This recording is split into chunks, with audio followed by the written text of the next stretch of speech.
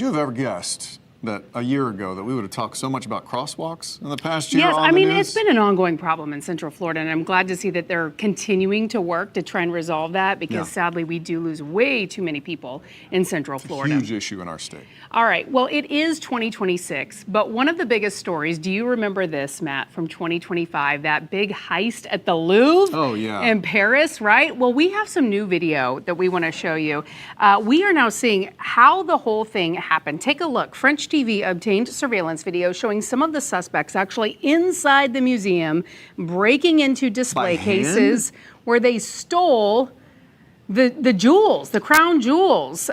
4 suspects remain in custody, including the 2 in this video. However, the 8 stolen items valued at $102 million still have not been found. And that is just heartbreaking. I think so many people around the world and in France would rather have those 8 pieces back than even those people in custody. I would have never guessed they did it in such an archaic way, right? Just using their elbow to break through the glass. Crazy video. Wild stuff. Well, hey, we're going to take a break, but after that, we're going to get you a check of your weather. When is this cool down going to go away? Including, we have some crazy scenes from across the state this weekend. We'll have that for you coming up.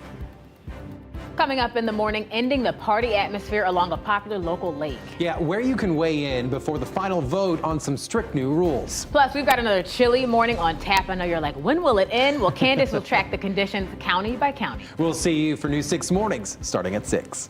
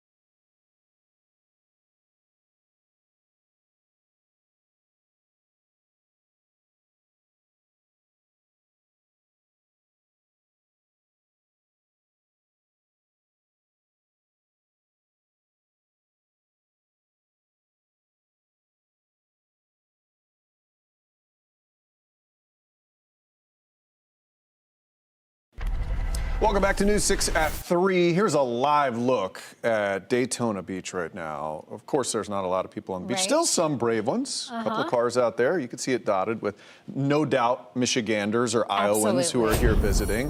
Today, pretty interesting day, I thought. It was chilly, even getting close to noon. Very cold outside. Julie Broughton, our meteorologist here.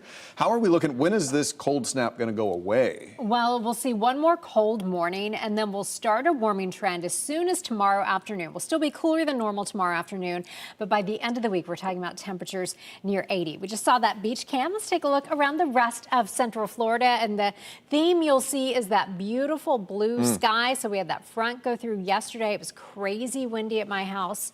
My cats decided they needed to go under the bed because it was just too windy to endure, you know, sitting near a window. Was it that windy at your house? No, it was windy. Yeah, there was stuff blowing all over the place. Yeah. So behind that, we've seen that dry air build in. But notice those temperatures. Most of us are in the 50s. Normal high this time of year is right around the low 70s. So we're well below that. We're 55 in Ocala, 57 in Orlando. Here are the winter weather advisories we have in place again tonight. So some spots will be near freezing or even below freezing. So that darker color you see for Flagler, Sumter, and Marion counties, those are freeze warnings overnight until 9 o'clock tomorrow morning. The rest of us are under cold weather advisories. So those used to be called wind chill advisories. That's because it will feel like the mid to upper 20s and low 30s. So again, another unusually cold start to the day. It is another day where you're going to need to have the kids bundle up, the gloves, all the gear needs to come out again tomorrow. Here's how we started today. Some spots in the 20s, 26 this morning in Ocala. You were at 30 in the Villages, 36 in Leesburg, 38 in Melbourne, and 37 in Orlando. So not quite as cold as we were Friday, but again, with that average low being 49. You definitely felt it when we went outside this morning. So we'll keep it chilly out there as we head through the overnight hours tonight. This is what we're expecting overnight tonight. You'll drop to 32 in Ocala, 31 in the Villages, 39 in Orlando and Kissimmee, and a little bit milder along the coast. Mid to upper 40s for our friends in Brevard County, low 40s if you're in Volusia County, and you'll dip into the 30s in Flagler County. But here's when things begin to change for us. So again, we have tonight as a weather alert night because of the cold weather. Is that an 80? That's an 80 by the weekend. We'll see a few isolated showers Thursday and Friday. We warm up to close to 80 by Friday and Saturday. Our next front then comes through on Sunday, and that brings us another cool down for Monday. Right now, not looking as cool as we've been. All right, sounds good. And Yes. another great way to track the temperatures, if you have that app of ours. Do you know what else you can do on the app? You can send in pictures of your pets on the Pin I know It that's your app. favorite part. That is my favorite. So, you know, Jonathan and Candace like to see an occasional weather photo, but send me all your cold weather pet photos. Download it for free. All you have to do is search WKMG in your app store. So one of the big questions, how has this cold weather impacted our state? Well, our community correspondent, Mark Lehman, has more on that. Here in Orlando, we saw temperatures in the 30s overnight, but it felt much colder, and that prompted shelters like the Orlando Rescue Mission to expand their capacity. It's an important move to get people out of the weather, and just yesterday, we saw how dangerous these conditions can be. It was a weekend filled with winter weather problems in parts of the Sunshine State. A cold front sweeping through Florida on Sunday and bringing with it high winds, which shut down the Space Coast Renaissance Fair in Vieira. People were struggling to hold down tents as temperatures dropped about 20 degrees. Up the coast in New Smyrna, 2 teens had to be rescued by the Coast Guard after their 14-foot John boat capsized. Wind gusts nearing 50 miles per hour as the pair were found 10 miles offshore and treated for hypothermia. Further to the north, things got much colder. Surprised more than anything, and not very excited about it. I mean, we live in the South, so it's not something we look forward to. Snow fell in several areas across the Panhandle. It was seen on a traffic camera in Okaloosa County and covered the beach in Destin.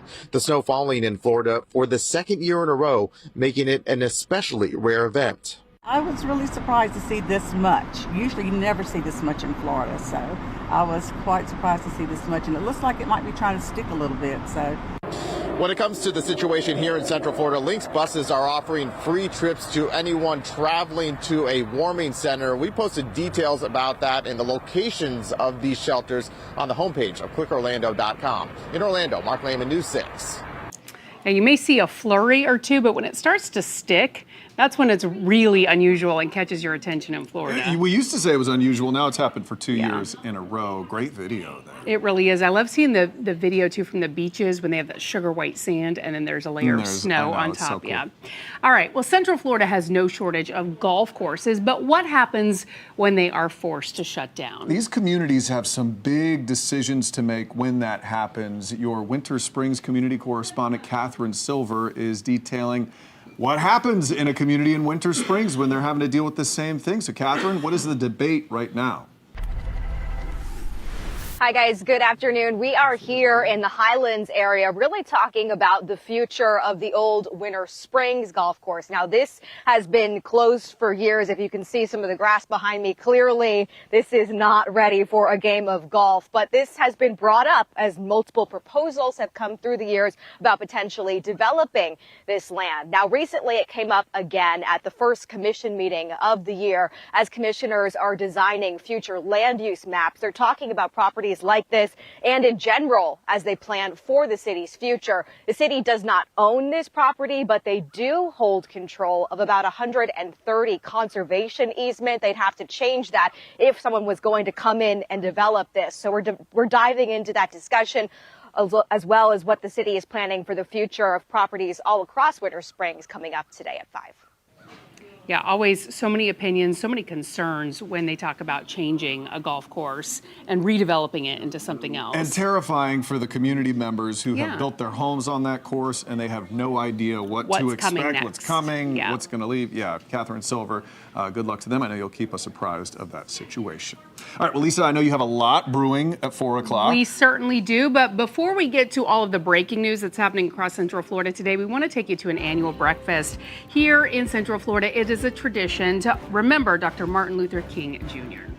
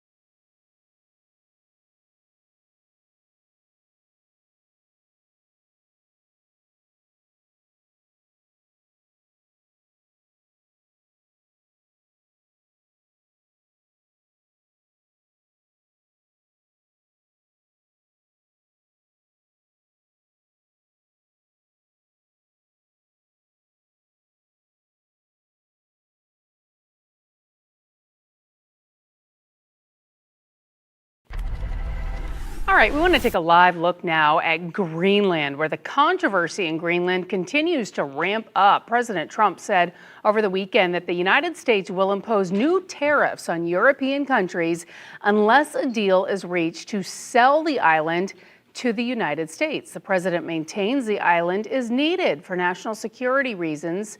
Now, European leaders say the self-governing territory's sovereignty needs to be respected. It's creating a lot of talks around the world. We will have more coverage of this controversy coming up for you on News 6 at 5. We want to head back now south to Miami Gardens. You're looking live at Hard Rock Stadium as we count down to kickoff in the College Football National Championship. That is expected to take place at 7:30 tonight. The undefeated Indiana Hoosiers will face the hometown team, the Miami Hurricanes. It would be the first time ever for the Indiana Hoosiers to be the national champions of college football. It's been some 25 years since the Miami Hurricanes were national champions.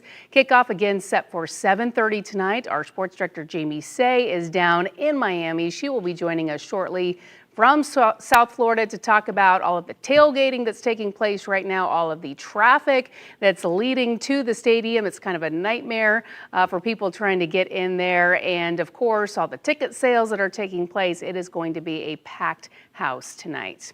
Now to the Space Coast, where you are looking live at NASA's Artemis II SLS rocket and Orion spacecraft.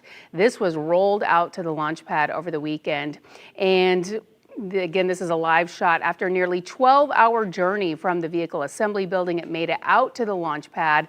The mission is scheduled to launch as early as February 2nd, but there are backup dates scheduled for March and April. Our James Barbero has been covering this one for us closely. He's going to continue to update us on this historic launch as they try to take 4 astronauts around the moon and beyond. And of course, you can always get the latest on that at clickorlando.com. You can also see our live cameras whenever you want on our website, clickorlando.com.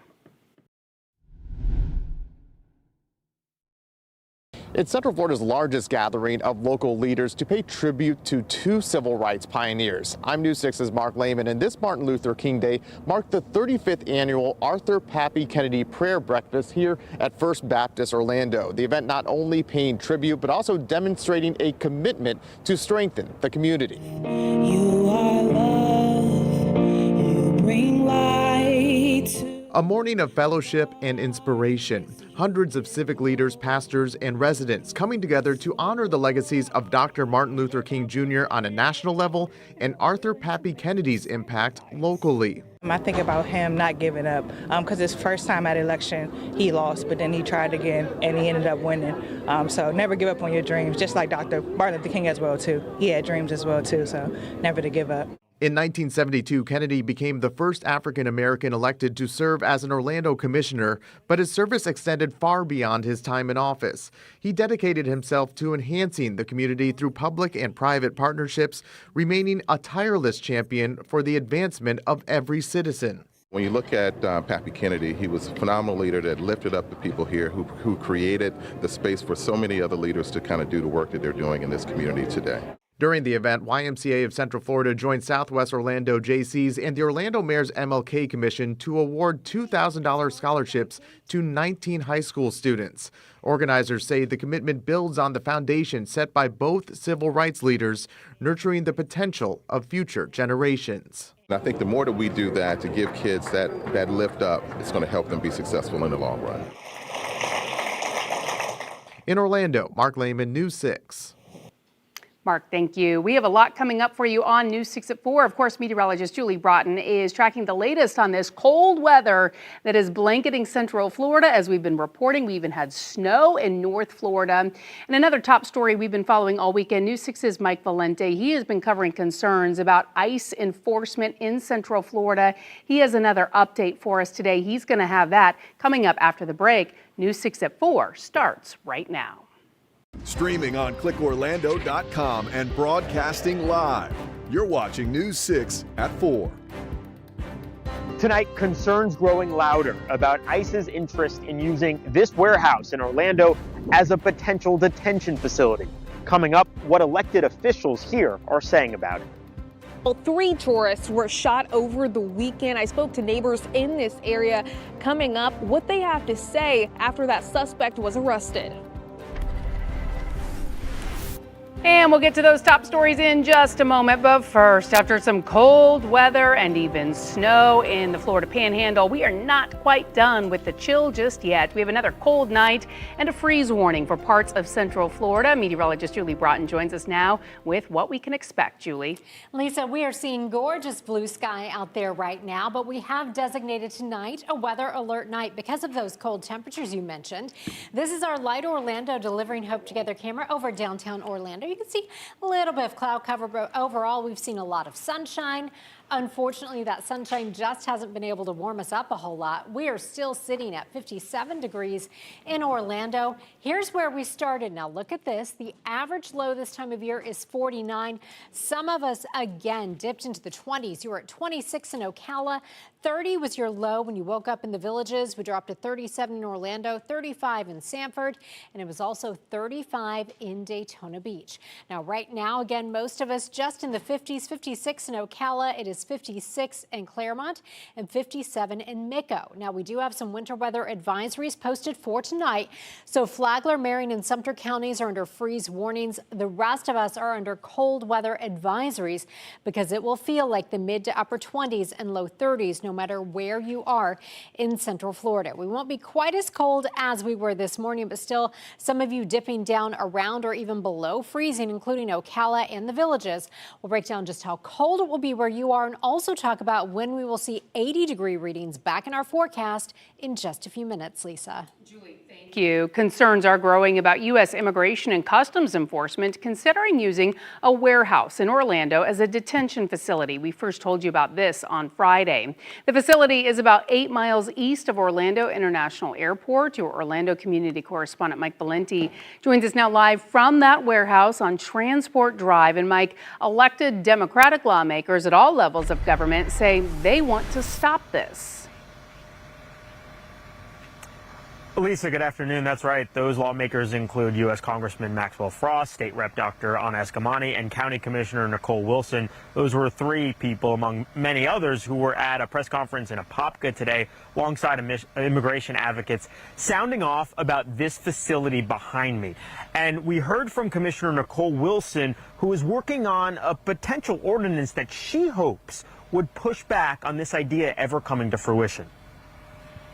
I can see no other way to celebrate and walk in the tradition of Dr. Martin Luther King Jr. than to reject ICE in our community. Congressman Maxwell Frost echoing concerns he says he's heard from constituents whose complaints about ICE have grown louder after News 6 Friday confirmed the agency's interest in the Beachline Logistics Center. So you can confirm you're looking at this as a detention facility? I mean, it's a site that could fit that purpose, but I mean, we're at the very early stages. I think it's a common sense idea. I'm sure it'll be a controversial idea, but I think it's common sense. I think it's smart logistically. In nearby Lake County, Republican Commissioner Anthony Sabatini told News 6 he hoped the idea would come to fruition. I hope it's clean, orderly, well run, and respects people, but at the end of the day, gets the job done. So I'm going to do everything in my power to make sure that we are preventing this. Orange County Commissioner Nicole Wilson Monday sent this memo to Orange County Mayor Jerry Demings, as well as her colleagues on commission. Attached was a draft ordinance that would impose a temporary moratorium on approvals for non-municipal detention facilities. What gives you confidence that local jurisdictions, I guess in this case the city, because this falls within the local jurisdiction, or under their jurisdiction rather, can go toe-to-toe with the federal government and slow walk this process? I love that whatever I expressed sounded like I'm saying it with great confidence. I think the reality of it is it's in our wheelhouse, because that's what we do, is we do zoning.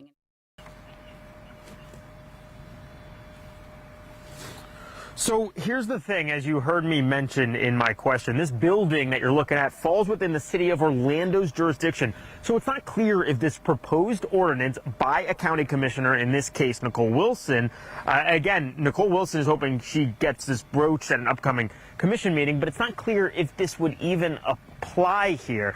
And I talked to Wilson. She's very well aware of that. She says that's why she shared this language, both the memo and the proposed ordinance, with the city. She's hoping that maybe her proposed ordinance could serve as a template for the city.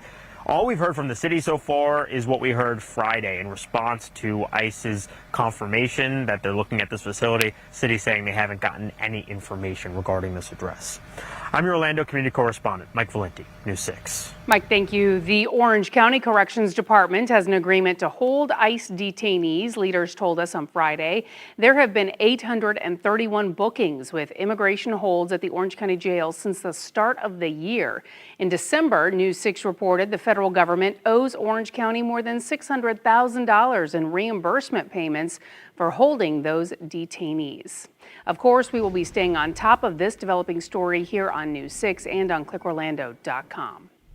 Deputies are investigating a triple murder that they say a man randomly shot and killed 3 tourists outside of a rental home. Now, this happened in Osceola County on Indian Point Circle. That's up Poinciana Boulevard. This is now the second random murder in just the past 2 weeks in Central Florida.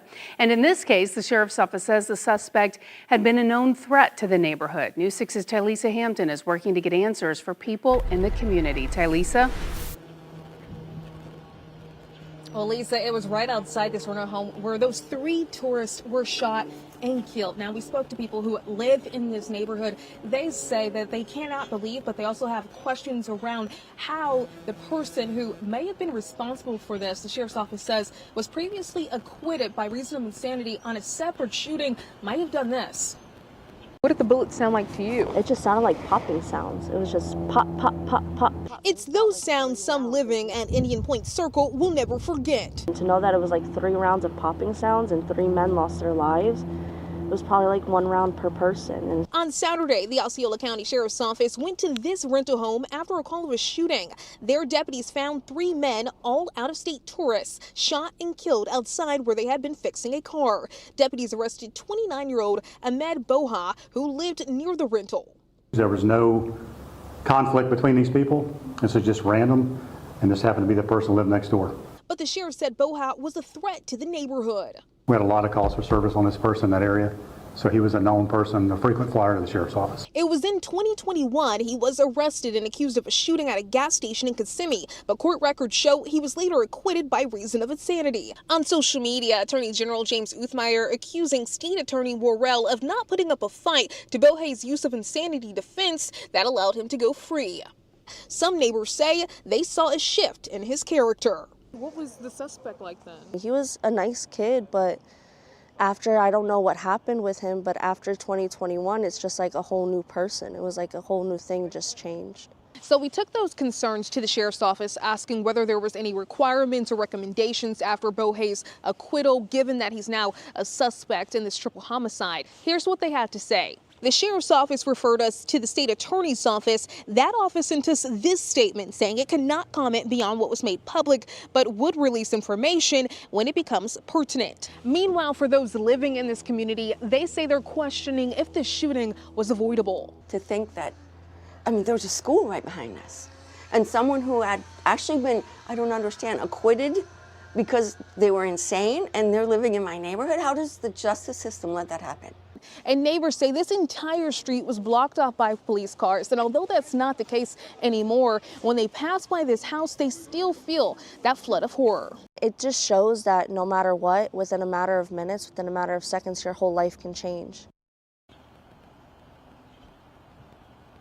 And Lisa, just a few moments ago, one of the family members of the victims who were shot and killed here, they did message me and say that they will be sending a joint statement made by all of the families to News 6. So once we have that, we'll make sure to share it. As for that suspect, he is being held on no bond, facing those murder charges. Reporting for News 6, I'm Tylisa Hampton. Tylisa, thank you. That triple murder in Osceola County marks the second random shooting we've seen in the past 2 weeks in Central Florida. On January 7th, the man is accused of shooting and killing a 64-year-old man who was gardening in his front yard in Ocala. Last week, the police chief revealed 29-year-old Isaac Toy served in the military for 18 months before being discharged. He moved to Marion County from the Tampa Bay area less than 6 weeks ago and was staying in a homeless camp in the Marion Oaks area. He has family living in that area, including his mother. Investigators say they saw Toy on video in downtown Ocala minutes before the shooting, but they are not sure how exactly he got there. And that's simply because the people that have that information are being completely uncooperative with our investigation. We continue to believe this was a random and senseless act of violence. We are still investigating how he acquired the firearm used in this crime. The chief says Toy bought a gun 2 days before the shooting, but it was not the gun used because of Florida's 3-day waiting period. Investigators say Toy was receiving services from a church near the home of the victim, 64-year-old Harold Harper, at the time of the shooting. A celebration of life for Harper is set for tomorrow. We are working to get answers from United Airlines about what exactly caused one of its planes to get stuck on the runway at Orlando International Airport. The flight was coming in from Chicago yesterday afternoon. The company says there was a mechanical issue. The plane ended up blocking the runway. Buses had to take passengers back to the terminal. There were 206 passengers and crew members on board at the time. We are told no one was hurt. The incident did cause delays for several other flights. There were several celebrations to honor Dr. Martin Luther King Jr. this weekend and today. In Oviedo, the city worked with a local nonprofit called Oviedo Citizens in Action, founded during the civil rights era. Both say this year's theme is, quote, courage to lead, inspiring a new generation. We are so appreciative of everyone that came out this morning in this cold, cold weather to do it. We need world peace, and that's what Dr. King was about. And that's what we're trying to commemorate and pass it on to our young people, that we want them to pick up the torch and keep it moving. The event started on Saturday with a community prayer breakfast honoring the 2025 recipients of the MLK I Have a Dream Award.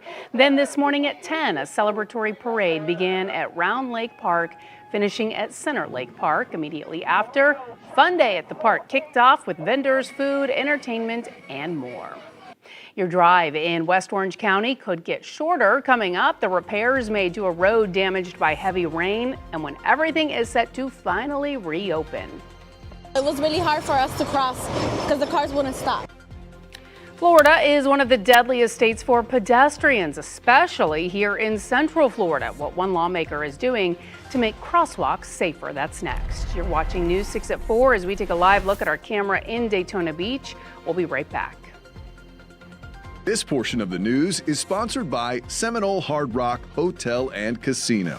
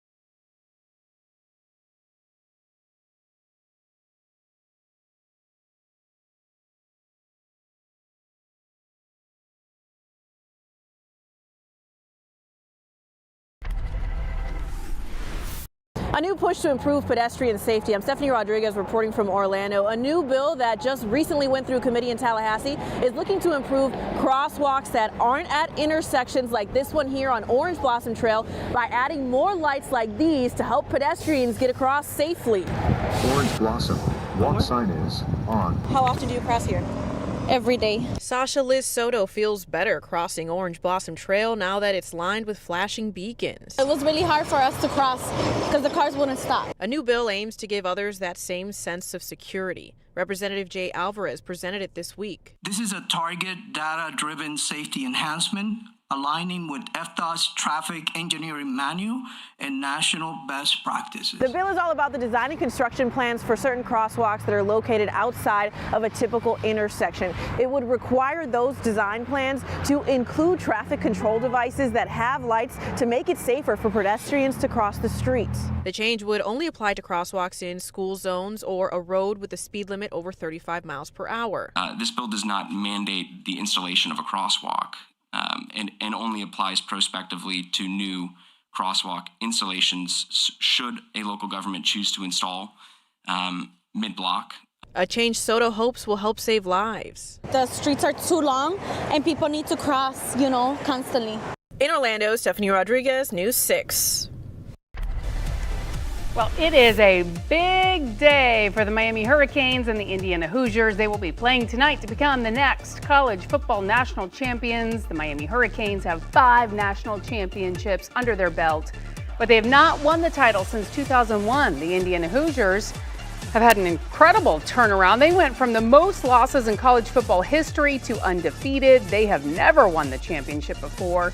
Kickoff is set for 7:30 tonight at Hard Rock Stadium in Miami Gardens. Our sports director Jamie Say is in Miami. She will be at the game tonight. We'll hear from her coming up in the next half hour. First, though, we want to head over to meteorologist Julie Broughton, who's standing by with our weather headlines.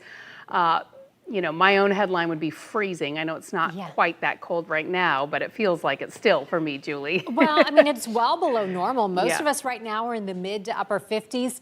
Typically this time of year, this time of day, we're in the low 70s. So it's a little bit of a shock to the system when you step outside. Now tonight we have designated another weather alert night because again, some of you will be near or even below freezing. So if you're in our northwest counties, you could see some frost. It's another night when you may want to cover that tender vegetation, especially if you're northwest of I-4. Now, by the middle of the week, really by tomorrow afternoon, we start a warming trend. We'll bring the chance of some rain to the picture as we head through the middle of the week. And then by the weekend, we'll be tracking another front Sunday into Monday, which will bring us another cool down for Monday. Now, of course, a lot going on in the weather department. If you haven't already, we would love for you to download our free News 6 weather app. You can follow all the changes and what it's like where you are. Just search WKMG in your app store. Here's where we started the day. Now, you were in the 20s in some spots in Marion County, 26 in Ocala, 36 in Leesburg. You started the day at 38 in Melbourne. Normal low this time of year is around 49. We do have freeze warnings posted for Flagler, Marion, and Sumter counties tonight, as well as cold weather advisories everywhere in Central Florida because it will feel like the mid to upper 20s and low 30s no matter where you are. And again, some of you could be dealing with some frost as we head through the overnight hours, especially if you're northwest of I-4. That is where you have the best chance of seeing some frost, or even depending how far north you go, some freeze as well. Here's what it looks like right now. Really a pretty looking day outside. All that blue sky always looks pretty out there at Daytona Beach. 57 degrees right now with light winds coming out of the north at 5 miles per hour. 56 if you're in DeLand. Ocala, you're also at 56, and it's 57 in Wildwood. Now, here's your hour-by-hour forecast. Your forecast is sponsored by Renewal by Anderson. Okay, here is Toby Keith. He's trying to keep warm with his little bandana, but he's inside, which is where all of your pets should be tonight. 51 degrees at 7 and then 49 degrees by 8 o'clock. And again, some of us will be going down into the low 30s again tonight. Make sure you go to clickorlando.com/pins to share your pet photos with us. Satellite and radar imagery showing here is that front that came through yesterday, brought a little bit of rain, all that wind. We have a little weak boundary now working through as we move through the overnight hours, just kind of reinforcing what's already in place. place. Water vapor imagery showing all the orange indicating dry air aloft. So on your clouds and rain forecast, not much cloud cover as we head through the overnight hours. We'll see a decent amount of sunshine for tomorrow, just a little bit of cloud cover along the coast. But then as we head toward the middle of the week, we'll start to see our moisture levels increasing, and by Thursday, bringing some rain into the picture. And then the weekend, we'll be tracking another front. So most of us, again, waking up in the 30s, 39 in Orlando, 37 in Tavares. You drop to 38 in Yeehaw Junction. And if you are in Ocala, you go to an overnight low of 32 degrees. 7-day forecast showing we'll be in the low to mid 60s tomorrow, back in the normal range by Wednesday. Then as we head into the weekend, a big warm up, 80 degrees on Saturday before cooler weather heads back into the picture by Monday. Julie, thank you. Costing drivers time, gas, and tolls could finally reopen this week. What used to take a 4 or 5 minute trip to the grocery store just to get there is now like 15 minutes, and you got to go around. The repairs that are almost finished and what crews are doing to make sure the road does not wash out again. As we take a live look over downtown Orlando from our Light Orlando Delivering Hope cam, you're watching News 6. We'll be right back. This portion of the news is sponsored by Light Orlando.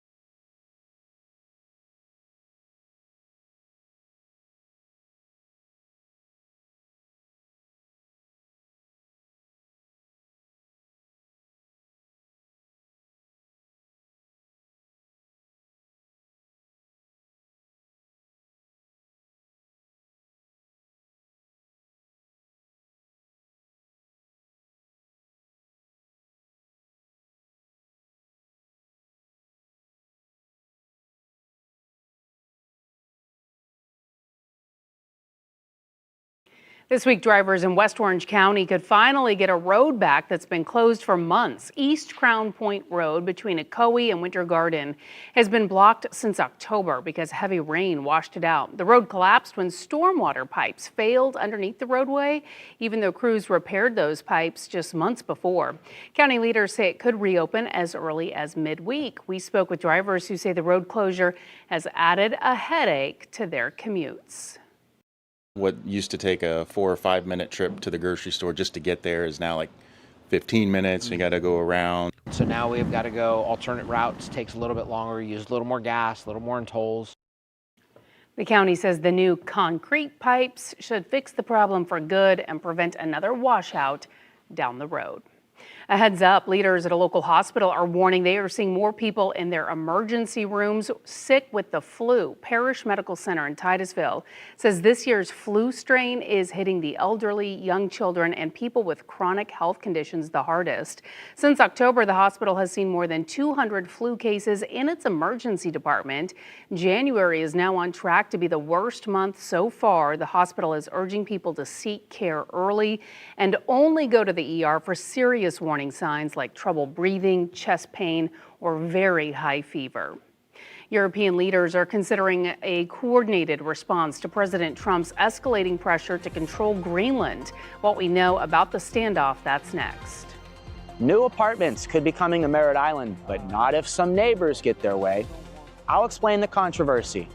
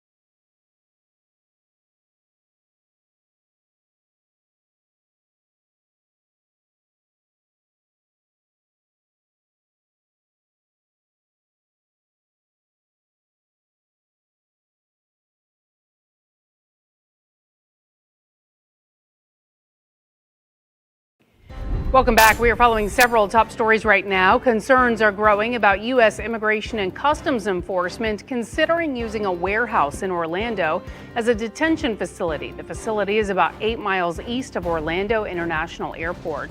Democratic lawmakers at all levels of government and immigrant advocates say they want to stop this. At a news conference in Apopka today, leaders said they had already held one session to train 300 new legal observers last week and handed out hundreds of whistles and thousands of Know Your Rights cards.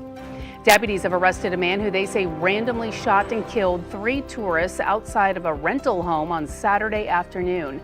It happened in Osceola County on Indian Point Circle off Poinciana Boulevard.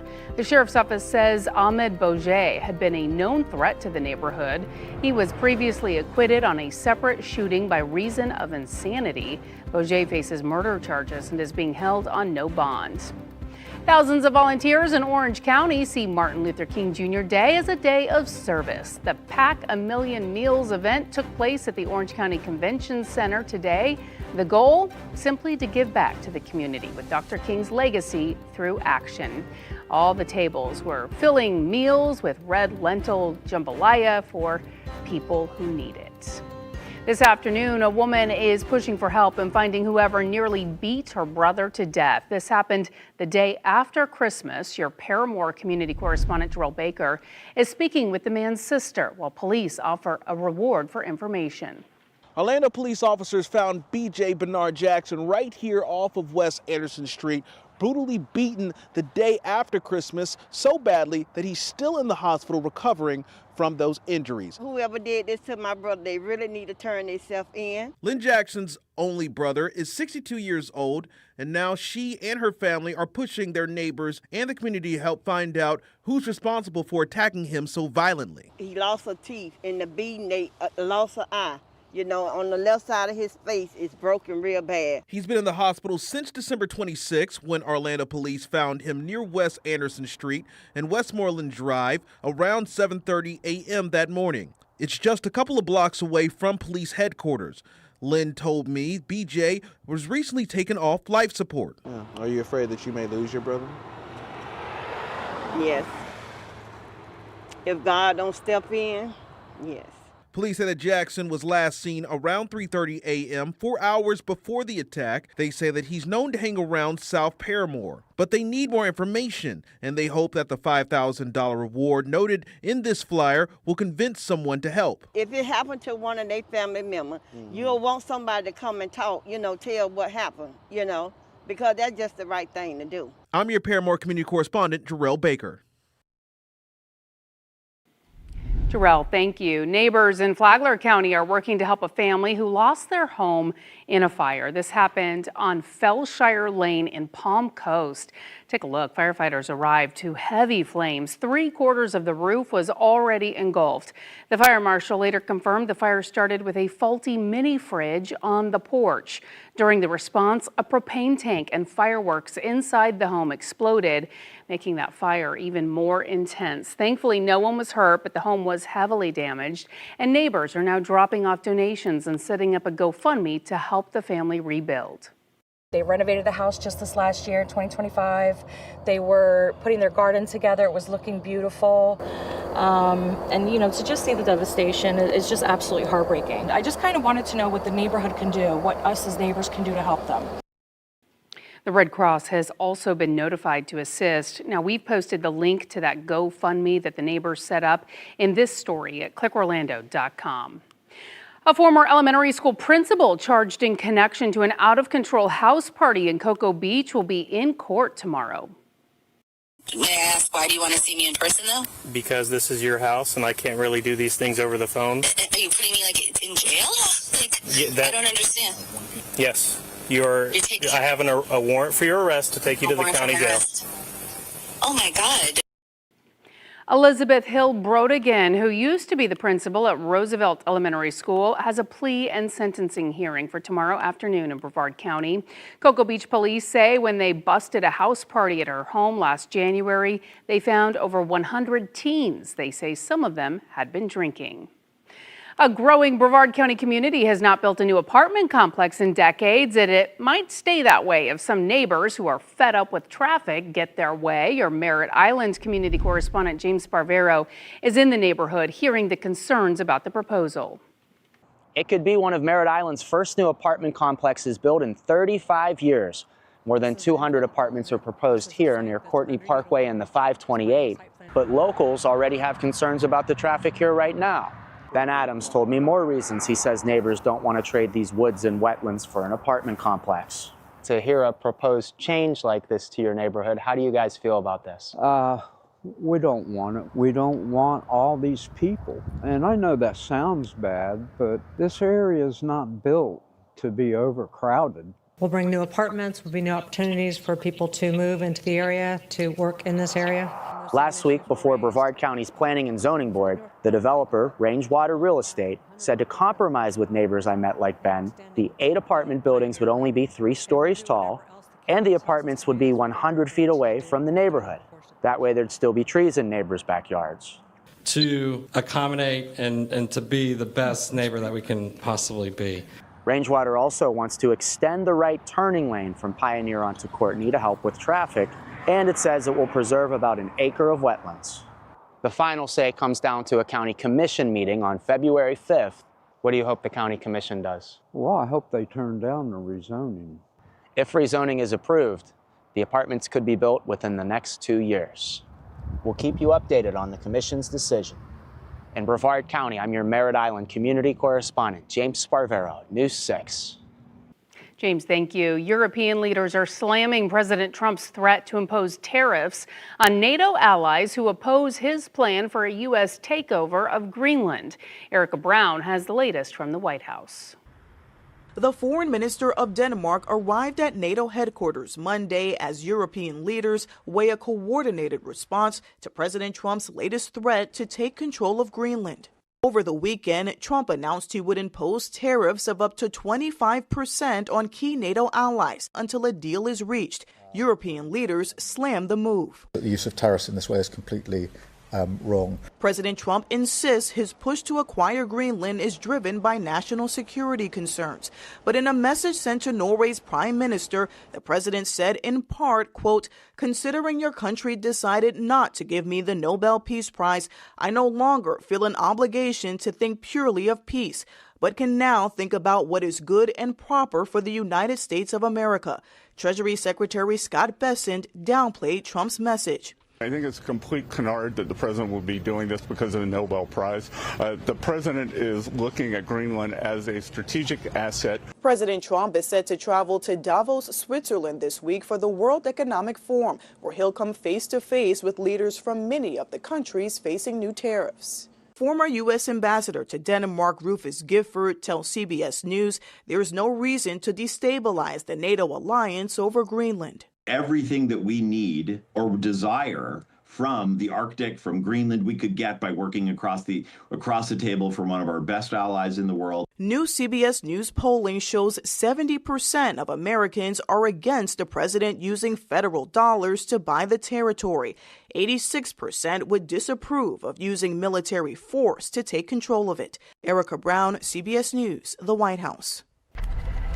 We are now one step closer to sending people back to the moon with the Artemis 2 test flight. You can see from this live look along the Space Coast, NASA's powerful Space Launch System rocket is now on the launch pad. On Saturday, crews took the 11 million pound SLS rocket on a slow 4-mile crawl out to the launch pad 39B at the Kennedy Space Center. The mission will send 4 astronauts on a 10-day test flight, looping around the moon and back. You're not going to fly until you're ready. We're not going to fly till we're ready. NASA says getting the rocket to the pad clears a major hurdle, but it's still not a done deal. The launch window opens next month.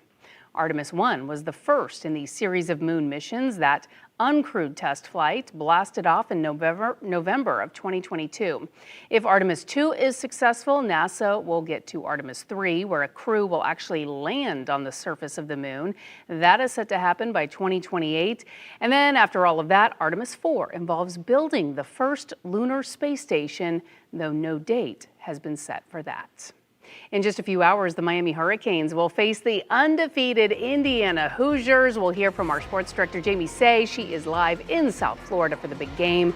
That's coming up next. Plus, it's nice not having phones all around and just that constant noise. How much would you pay to spend more than a week living the 1820s frontier life? How hundreds of campers are immersing themselves in living history. That's coming up. Julie.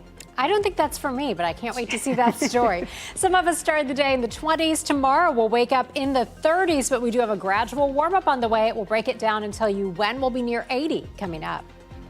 And before we head to break, we want to remind you to check out our primetime schedule on News 6 Plus. We have a new take on the day's news on News 6 tonight. That's at 9. Go in depth as we answer your weather questions at 9:30. Then watch the late news an hour earlier. It's all tonight on News 6 Plus. And you can download our streaming app for free. Just search WKMG in your smart TV's app store. It's also available on Roku, Apple TV, and Fire TV. This portion of the news is sponsored by Seminole Hard Rock Hotel and Casino.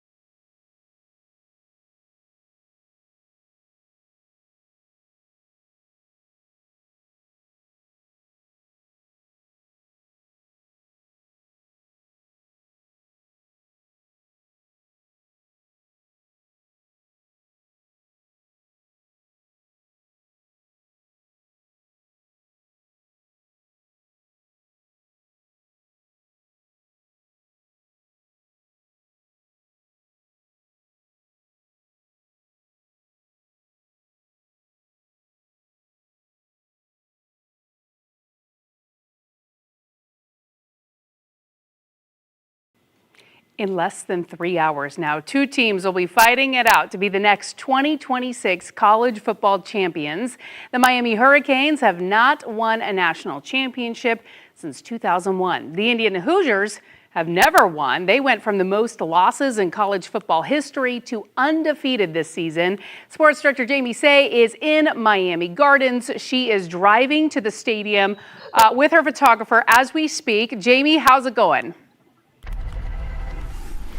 It is going well. We actually just pulled into the parking lot at Hard Rock Stadium.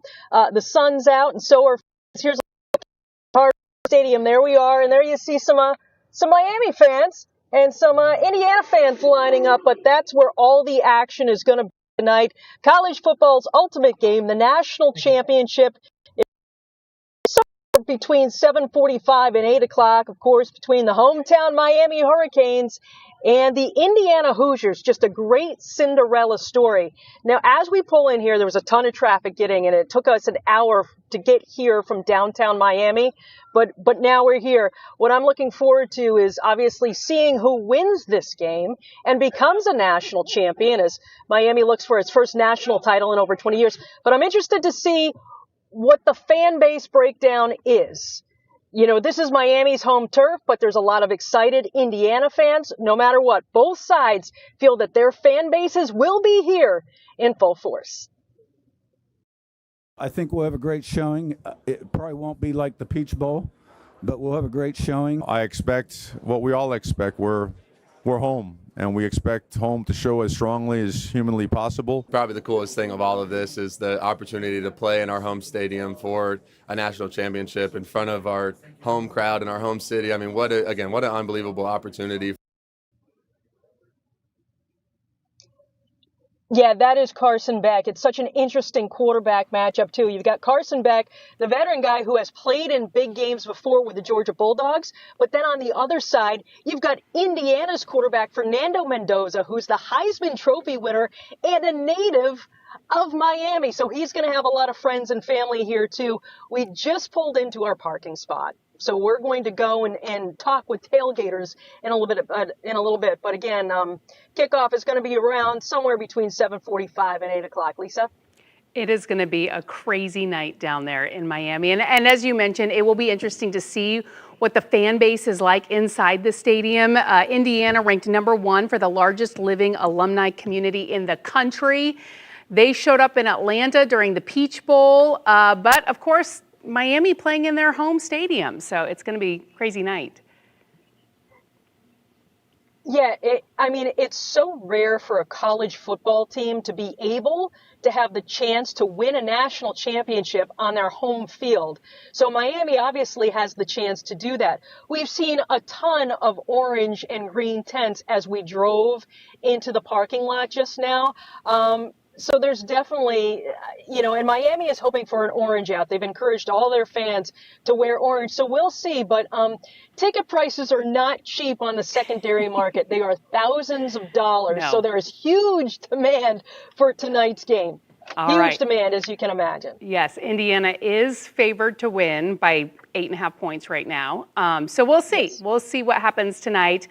We do want to check in with meteorologist Julie Broughton, who happens to be an IU alum. Yes. I am. She's sporting her, what do you call that, maroon? I don't even know what Crimson and cream. There you go. Yes. Thank you. But I do feel like a terrible alum because I've never followed Indiana football. So well, I don't know this what's is happening, the year to follow. But I'm go Hoosiers. That's all there I got. You go. Yeah, and I've got my outfit on. So there we go. All right. So here's what we're talking about as we move through the weather forecast for you. We have designated tonight a weather alert night because, again, we have some winter weather advisories posted, and some of us will be down near freezing.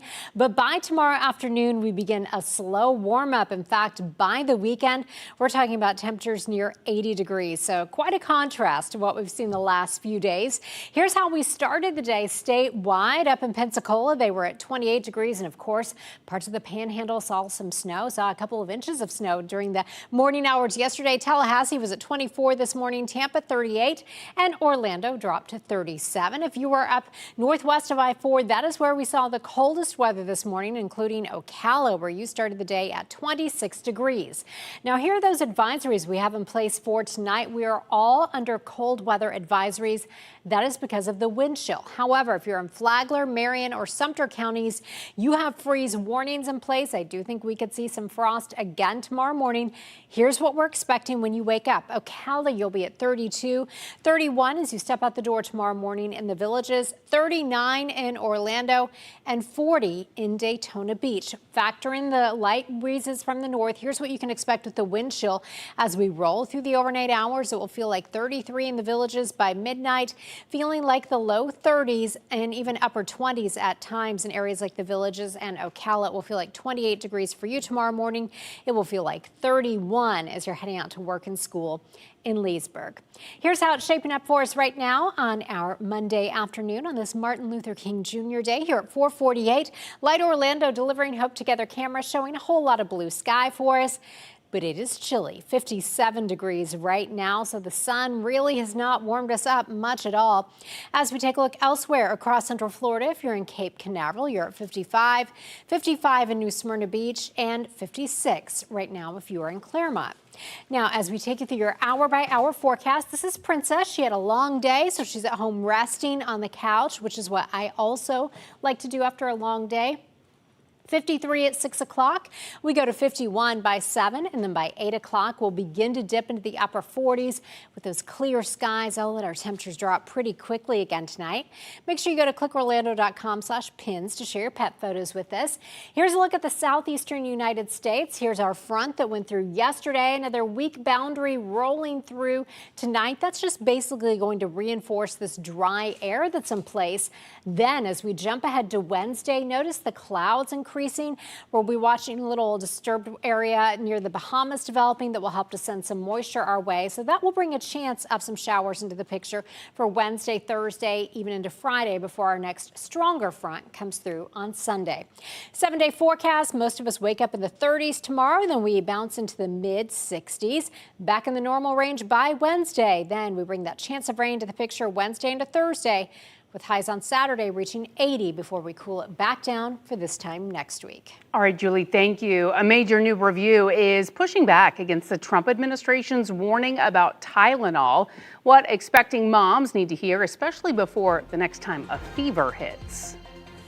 Coming up in the morning, ending the party atmosphere along a popular local lake. Yeah, where you can weigh in before the final vote on some strict new rules. Plus, we've got another chilly morning on tap. I know you're like, when will it end? Well, Candace will track the conditions county by county. We'll see you for News 6 mornings starting at 6.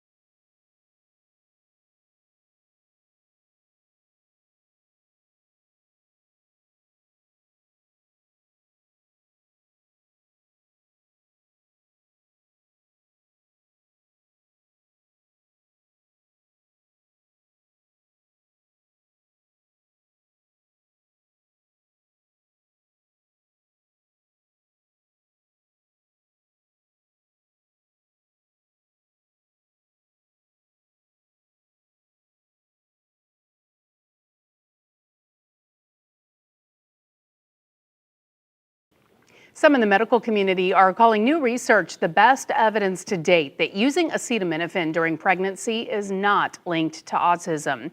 A review of 43 studies published in a Lancet journal finds taking acetaminophen during pregnancy does not increase the risk of autism, ADHD, or intellectual disabilities in children. Acetaminophen is the active ingredient in Tylenol. In September, the Trump administration said taking the pain reliever while pregnant might increase the risk of autism. Pregnant women should know that taking Tylenol during pregnancy is not going to increase the risk of autism in their child. And in fact, an untreated fever during pregnancy has been shown to increase the risk of neurodevelopmental issues. The rigorous review looked at millions of births around the world and included siblings of mothers who took acetaminophen during one pregnancy and not the other. This allowed researchers to factor out the genetics involved in autism and just focus on the risk of using acetaminophen. All right, well, would you do this? Around 1,500 people and their families are coming together to reenact the frontier life of the 1820s and the 1830s in Polk County. It's the 55th year for this event. It started last week and it runs through this Sunday. The goal is to relive settler life without cars, electricity, or modern shelter. Last year was probably the worst weather we had with that polar vortex that came through, where it rained every day and very, very cold. But if you were a mountain man, you had to deal with that. You haven't started preparing what you're going to have for dinner.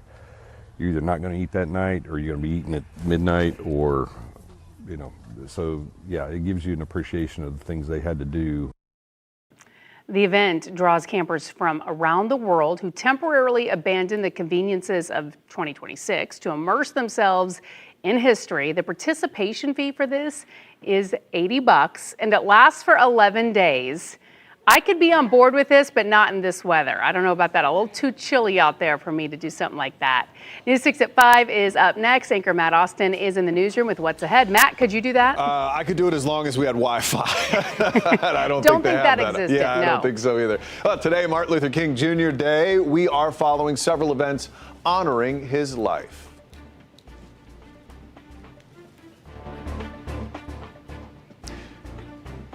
Plus, what Central Florida leaders are saying about ICE potentially putting up a detention facility right in our area. And your forecast is only minutes away. Don't forget, you can stream all of our newscasts and live cameras like this beautiful look from Daytona Beach looking inland. Pretty nice day out there. A little chilly. You can check these cameras out for free anytime on News 6 Plus.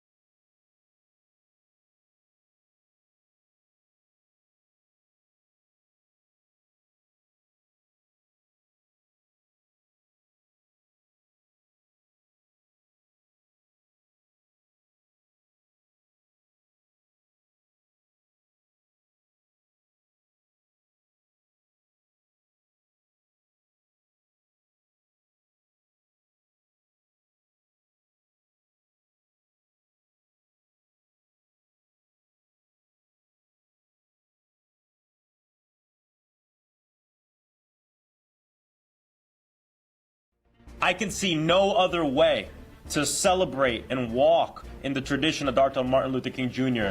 than to reject ICE in our community. Now at 5, denouncing ICE. That's what local lawmakers are doing as an Orange County commissioner tries to block the development of a detention center. Plus, a seemingly random act of violence leaves 3 dead and a community looking for answers. He killed 3 people innocently, so who knows where else he was going. Why the suspect was acquitted for another crime years ago. And will another defunct golf course get developed? This one in Winter Springs has been a topic of discussion for over a decade. We'll explain why it's being brought up again. Streaming on clickorlando.com and broadcasting live. You're watching News 6 at 5. Let's start in Orange County this evening, where a leader who has a plan to stop ICE from turning this warehouse into a detention facility. It's an industrial area along the Beachline Expressway. Your Orlando community correspondent Mike Valenti joins us live now. And Mike, you got your hands on a letter from a county commissioner talking about trying to stop it. Yeah, Matt, good evening. And in that memo, Orange County Commissioner Nicole Wilson proposes an ordinance, a draft of which we also obtained, directly in response to what we confirmed on Friday from ICE when we were here outside the warehouse. And it's not clear, though, if that ordinance would even apply in this case. So I'm going to do everything in my power to make sure that we are preventing this. Orange County Commissioner Nicole Wilson joining other elected officials and immigration advocates in Apopka Monday to denounce ICE operations in Central Florida. So you can confirm you're looking at this as a detention facility? I mean, it's a site that could fit that purpose, but I mean, we're at the very early stages. 3 days after we confirmed that ICE visited the Beachline Logistics Center, which is currently zoned for industrial use, Commissioner Wilson sent this memo to Orange County Mayor Jerry Demings and her colleagues on commission. In it, she asks to get an ordinance on the agenda that would impose a temporary moratorium on all approvals related to proposed non-municipal detention facilities. Of particular concern, Wilson writes, are the potential adverse effects on Orange County's tourism-driven economy. What gives you confidence that local jurisdictions, I guess in this case the city, because this falls within the local jurisdiction, or under their jurisdiction rather, can go toe-to-toe with the federal government and slow walk this process? I love that whatever I expressed sounded like I'm saying it with great confidence. I think the reality of it is it's in our wheelhouse, because that's what we do, is we do zoning. So as you heard me mention in my question to Commissioner Wilson, the warehouse here falls within the city of Orlando's jurisdiction. Wilson acknowledges that means the county may not end up having a role here. So she did share her draft ordinance with the city, she told me, so that the city could potentially introduce a similar measure. Now, guys, there are a lot of outstanding questions yet to be answered here. For example, would the federal government, or would this facility rather, need to be rezoned? Because right now the warehouse is zoned for industrial use. Also, would the federal government need to obtain a conditional use permit to actually use this as a correctional facility? Or would the feds just end up bypassing all the normal procedures? We don't have the answers to all those questions. And so far, the city of Orlando, all they're telling us is what we heard from a city spokesperson Friday. And so far, the city has not received any information regarding this address. I'm your Orlando community correspondent, Mike Valenti, News 6. Still so much left to learn in this. Mike Valenti, thank you. As local officials try to stop the building of a new facility here, new CBS News poll shows many Americans do not approve of how ICE is conducting its operations, specifically in Minnesota. 61% say ICE is being too tough when stopping and detaining people, and more than half say the Trump administration is not focused on dangerous criminals. CBS's Ian Lee is in Minneapolis with the latest on this ongoing story. ICE agents broke down the door to this house and took away a man in St. Paul over the weekend, but his family wrote on GoFundMe he was returned an hour later because he's a U.S. citizen with no criminal record. DHS says it's made more than 3,000 arrests in the Twin Cities since Operation Metro Surge began last month. Justice Department officials are vowing to press charges against a group of protesters who disrupted a church service on Sunday. The demonstrators allege one of the pastors leads the local ICE field office. A federal judge has ordered ICE agents to stop using tear gas, pepper spray, and other non-lethal munitions against peaceful protesters and people who are recording ICE movements. A little ridiculous. DHS Secretary Kristi Noem told Face the Nation the orders don't change anything. We only use those chemical agents when there's violence happening and perpetuating, and you need to be able to establish law and order to keep people safe. Patty O'Keefe was recently pepper sprayed and detained while following ICE. These ICE agents are dangerous. They are prone to violence. They are undertrained, and they're angry. CBS News has learned the Pentagon has 1,500 active duty soldiers on standby if President Trump invokes the Insurrection Act. The troops are from the 11th Airborne Division at Fort Wainwright, Alaska, and are highly trained for battle in cold weather extremes. Temperatures in the Twin Cities are forecasted to be below zero later this week. Ian Lee, CBS News, Minneapolis. Turning now to your forecast, you felt that slap of cold weather come in. Meteorologist Julie Broughton joins us now. And Julie, are we looking at any changes to this forecast? We do have some changes to the forecast, really once we start to get to the middle part of the week. But what we need to be concerned about tonight is one more cold night. So because of that, the News 6 weather team has designated tonight a weather alert night, especially for tomorrow morning. That's because we're talking about frost and freeze possible generally north of I-4. So areas like interior Volusia County, Marion County, Sumter County, northern Lake County, that's where you could be dealing with some of that. But for all of us in Central Florida, we will wake up with it feeling like the 20s and 30s. We have freeze warnings posted from Flagler County through Sumter and Marion counties. And all the rest of us are under those cold weather advisories because of those low wind chill readings. So when we step out the door tomorrow again, it is going to be another day where some of us are hovering near freezing. But really a pretty looking day. Here's what it looks like for you right now as we approach sunset on our Daytona Beach sky cam. Lots of sun today. Didn't warm us up a whole lot. We are sitting right now at 56 degrees in Daytona Beach. Now we do have some much warmer temperatures on the way. In fact, we have some 80-degree readings in the 7-day forecast. We'll talk about that, Matt, in just a few minutes. Julie, thank you. In Osceola County now, we're working to learn why a man the sheriff's office calls a frequent flyer shot and killed 3 people visiting from the Midwest. The sheriff's office says they've been tracking Ahmed Bojay for a while now, even had received some calls for service to his house. He was found not guilty by reason of insanity for shooting at someone 5 years ago. Deputies say on Saturday he killed 3 men while they were working on a broken down car in his neighborhood just a few doors down. Sheriff Christopher Blackman said it was a case of random violence. There was no conflict between these people. This is just random, and this happened to be the person who lived next door. These guys were the victims. Bojay is currently being held on no bond pending a second hearing. This is the second random shooting in Central Florida in just 2 weeks. January 7th, an Ocala man was killed while he was just out gardening in his front yard. Officers say the shooter, Isaac Toy, was arrested just 2 blocks away. Toy is a U.S. military veteran. Chief Mike Balkin says he received a general discharge from the Army 18 months into an 8-year enlistment. Now, according to Robert's funeral home in Ocala, the victim, Harold Harper, will have his funeral service tomorrow. But check out this scene in Fort Pierce over the weekend. 4 people injured in a shooting. It all started with an online marketplace transaction. Deputies in St. Lucie County say 3 people ambushed the buyer. That's when the bullets started flying. At least 20 shots were fired. A search warrant at a house turned up a bunch of guns, including one that's linked to that ambush. 3 people, including a teen, are facing charges after a bench-clearing brawl at a Polk County baseball tournament. That fight happened Saturday at the Chain of Lakes Baseball Complex in Winter Haven. Police say an umpire had given a verbal warning to the coach of one of the teams playing, but that's when investigators say the father of one of the players went up to the father of the umpire, who was in the stands, punched him in the face. Things escalated from there. The father, his 17-year-old son, and one of the coaches all were taken into custody after that brawl. Well, what do you do when an old golf course closes down? That's the question being asked in Seminole County tonight.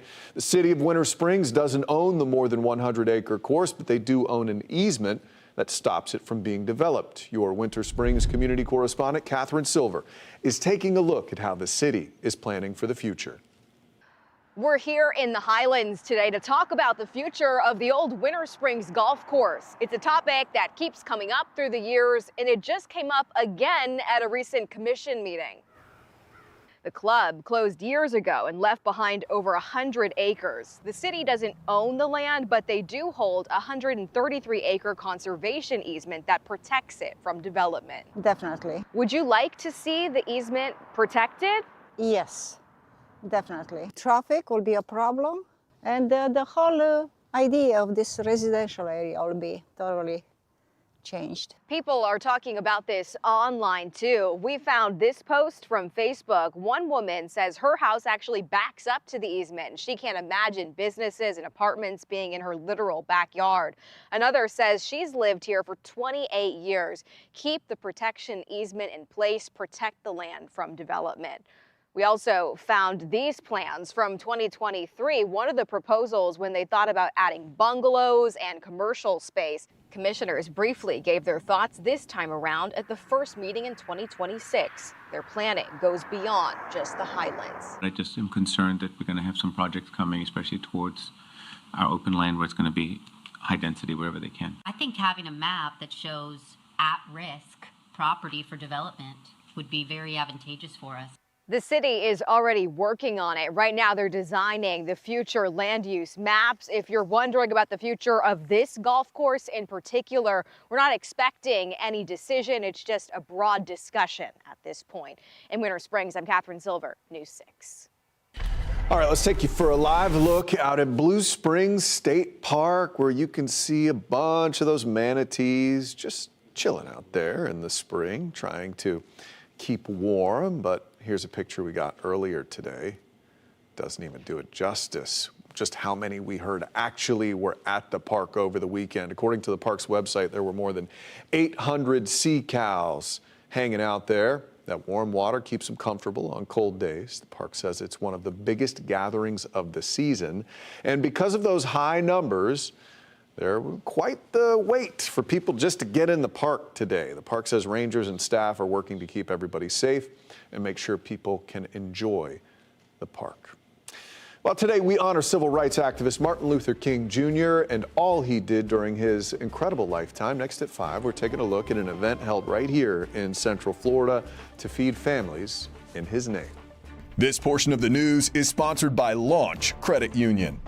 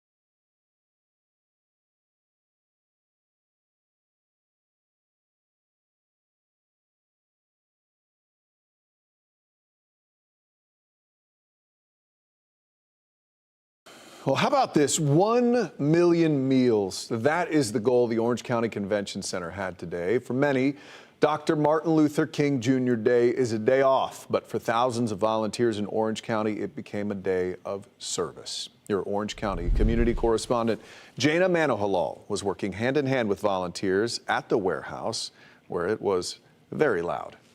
The Pack a Million Meals event took place on Dr. Martin Luther King Jr. Day at the Orange County Convention Center. And for thousands who showed up, including Rashad Pierre, a high school student, part of the MLK humanitarian group, the goal was simply to give back to the community with Dr. King's legacy through action. It's truly an honor to be around a bunch of individuals that are as inspired and as driven to represent MLK's, what he left with us, and his purpose. People of all backgrounds came out to help, even this 3- and 4-year-old sister duo.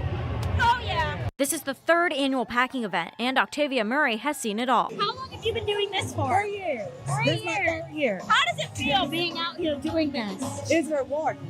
It gives, you know that you're impacting the home. For some volunteers, like Sydney Miller, the day held an even deeper meaning. Actually from outside of Philadelphia. So what does it mean to be here in this community helping out like this? Well, like I said, I'm a veterinary student. It's a very white predominant profession. So anytime I can give back, especially for Martin Luther King, who was such a great black role, I'm going to involve myself. They start with these big bags of lentil and rice and they get dumped into these bins. From there, volunteers will put the rice, grains, and all the items into a funnel that goes into a small plastic bag. From there, the plastic bag gets transferred into this bin right here. And from the bins, they get measured to make sure they're all evenly distributed weight-wise. From there, they get over to this station where they're heat sealed and packed up so they stay fresh and ready to go. From the heat seal station, the volunteers take them, label them, and put them in these boxes right here, where the boxes then get taped up. The boxes are then ready to go and be put on this panel right here. There's one going right here, right now. And that's another pack of meals ready to go. And while we were there, volunteers hit another milestone, packing 700,000 meals all in just a matter of hours. This event clearly is a blast. They've got a conga line in addition to the food lines that are working hard to support those hungry families. In Orange County, I'm your community correspondent, Jana Manohalal, News 6. Sounded like a party there. Yes. Let's turn back to your weather with meteorologist Julie Broughton. Julie, it was another crisp day here in Central Florida. What are we expecting for the rest of those weather headlines? Well, we will see a gradual warm up, but we have to get through another really cold night tonight, but it won't be as cold when you head out tomorrow morning as it was this morning. This morning, some of us, especially up in areas like Marion County, started in the 20s. We have designated tonight and tomorrow morning weather alert days because of that cold weather. And we do have some winter weather advisories posted, but by the middle of the week, we begin to warm it up. We have a chance of some showers headed our way Wednesday and Thursday. Then by Saturday, we're talking about temperatures near 80 degrees before our next cool down comes. Here are those winter weather advisories in place through 9 o'clock tomorrow morning. Those include freeze warnings up for Flagler, Marion, and Sumter counties, as well as cold weather advisories for the rest of us. That is because when you factor in the winds, the temperatures will feel like the mid to upper 20s and low 30s, regardless of what that air temperature is. Now, here's a look at our trend over the next 5 days. Now, the average morning low is 49. This morning in Orlando, we dropped to 37. Tomorrow, you'll wake up to 39, but we see those temperatures creeping up as we head toward the weekend. And like I said, our afternoon highs by Saturday will be close to 80 degrees. Overnight tonight into tomorrow morning, as you're heading out to work and school, you can expect 40 in Daytona Beach, 39 in Orlando and Melbourne, 35 in Leesburg, and you will drop to 29 in Ocala. Here's what it looks like for you right now. This is our Light Orlando Delivering Hope Together camera over downtown Orlando. We've seen a lot of sunshine today, but with winds out of the west, northwest behind that front that went through yesterday, most of us stayed only in the 50s for our highs, so well below the normal, which is in the low 70s this time of year. If you're in the Villages, you're at 56. It is 55 in Wildwood and 56 right now in Mico. Now, here's your hour-by-hour forecast. Your forecast is sponsored by Payne Law. Okay, everyone stop and look at Orion. Orion is staying nice and warm, getting ready to take a nap. He's absolutely beautiful. We'll be at 49 degrees at 8 o'clock, 47 degrees at 9 o'clock. Make sure you head to clickorlando.com/pins to share your weather photos and your pet photos with us so then we can share them with all of you. Here's the water vapor imagery. Shows us what's happening in the mid and upper levels of the atmosphere regarding moisture levels. This is our front that came through yesterday, brought all the winds, brought a little bit of rain. We have another little reinforcing boundary moving through behind that will come through with very little fanfare. But by Wednesday, we're going to start to watch another little area to develop near the Bahamas. That will help to send some more moisture our way. And so notice as we head Wednesday and into Thursday, we're looking at the potential of a few showers, not a lot of rain, but rain chances generally around 20 to 30%. And then we'll keep some clouds and even some isolated showers around as we head into our weekend. But the big story going into the weekend will be the warm up. So your 7-day forecast, again, we have to get through another cold morning tomorrow, 39 in Orlando. We're talking about low 30s northwest of I-4, 64 on Tuesday, and then a gradual warm up before our next cool down this time next week. All right, Julie, thank you. Well, an exciting day down in South Florida as those Miami Hurricanes get ready to take on the Indiana Hoosiers in the national title game. That's happening in just a couple hours. Stick around. We're bringing you a look ahead at tonight's huge matchup, and we're letting you know what's at stake for both teams. And here's a live look at downtown Orlando from our Light Orlando Delivering Hope camera. You're watching News 6 at 5. We'll be right back.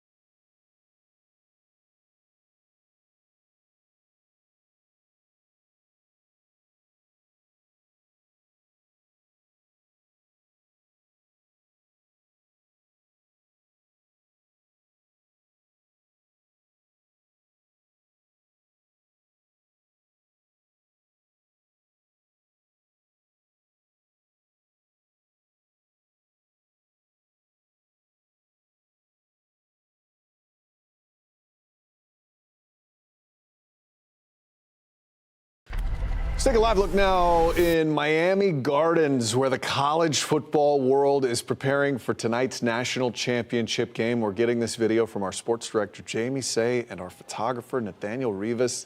The 10-seeded Miami Hurricanes face off against the #1 seed Indiana Hoosiers for the right to that national title.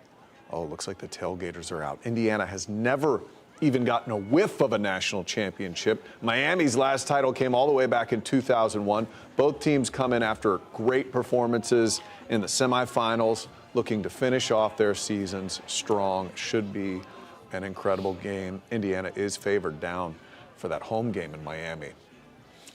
All right, check out this beautiful Ferrari 250 GTO. It's the only one ever made in white, and it sold at an auction in Kissimmee for $38.5 million over the weekend. One of the most highly coveted models for Ferrari lovers, and it was made back in 1962.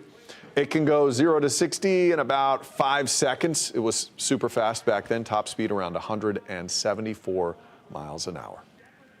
Holy grail of Ferraris, if not the holy grail of collector cars, is the 250 GTO. It is a beautiful car. Another notable sale, 2007 Ferrari F430 F1, which previously was owned by President Donald Trump. That one sold for just $737,000. Way more manageable price tag on that one. Well, we all felt it, that cold weather that came in over the weekend, but up in the Panhandle, that chilly weather, well, it brought something else along with it. I'm sure you've seen it on social media. Coming up, a look at all that heavy snow. Well, it was heavy for us that fell in the Panhandle. And the local fair that had to end early because of some wild wind. New apartments could be coming to Merritt Island, but not if some neighbors get their way. I'll explain the controversy.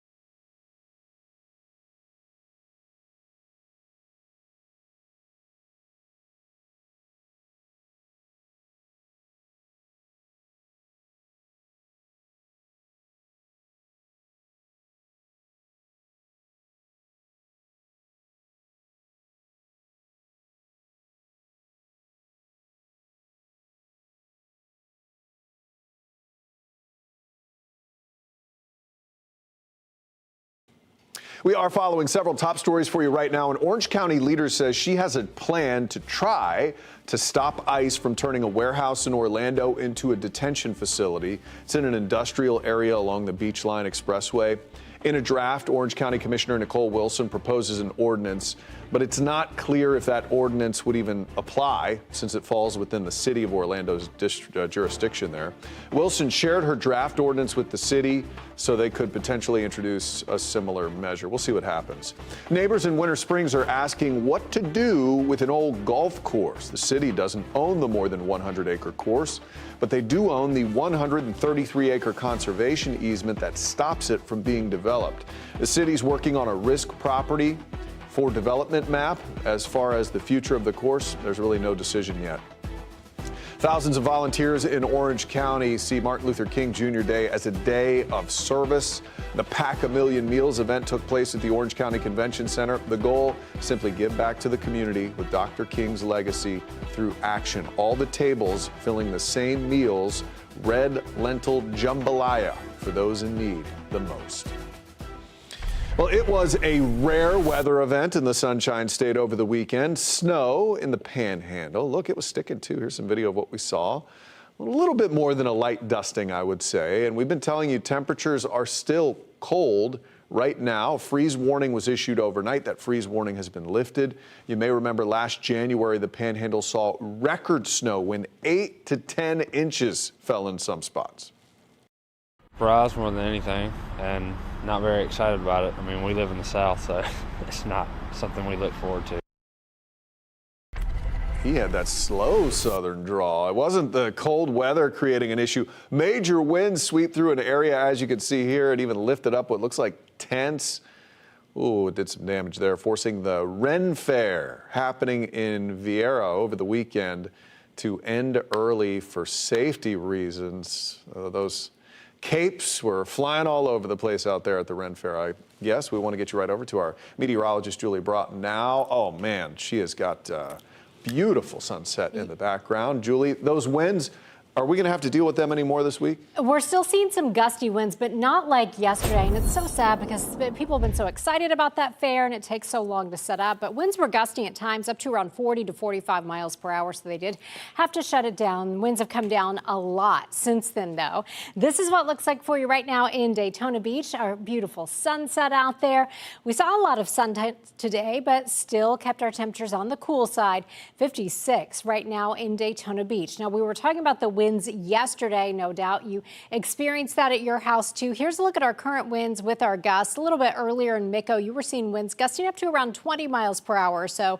But on average, we're talking about winds around 5 to 15 miles per hour. So a much better situation. However, we are seeing enough of a wind that as we work through the overnight hours, we'll be dealing with low wind chill readings. That's why we are all under cold wind or cold weather advisories overnight. It will feel like the low 30s, even upper 20s for some of you, especially up in Marion County and Sumter County. But Matt, we do have a warm up on the way, and that starts tomorrow afternoon. So we'll talk more about that in your 7-day forecast coming up.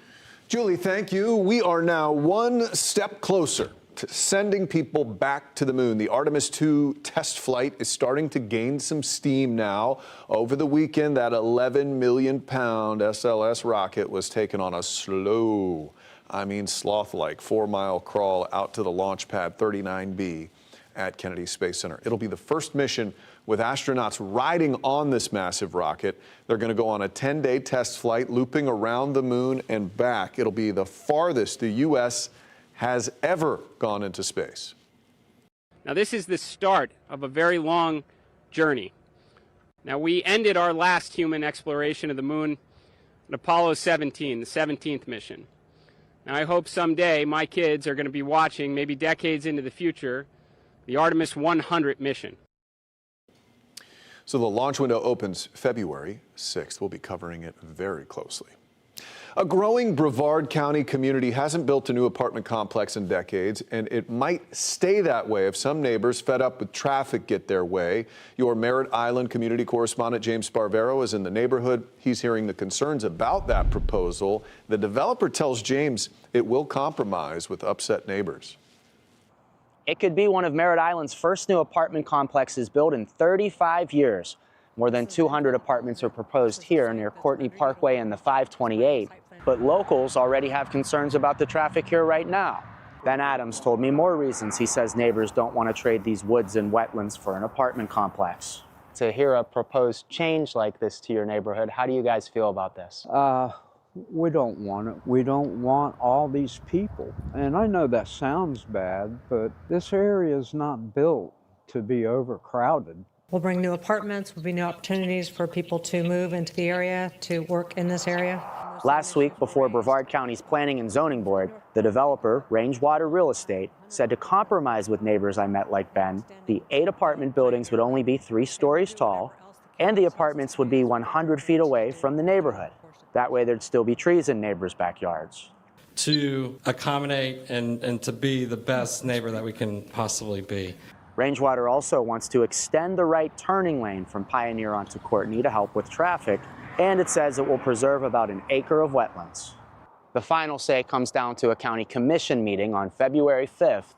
What do you hope the county commission does? Well, I hope they turn down the rezoning. If rezoning is approved, the apartments could be built within the next 2 years. We'll keep you updated on the commission's decision. In Brevard County, I'm your Merritt Island community correspondent, James Sparvero, News 6. Whoever did this to my brother, they really need to turn themselves in.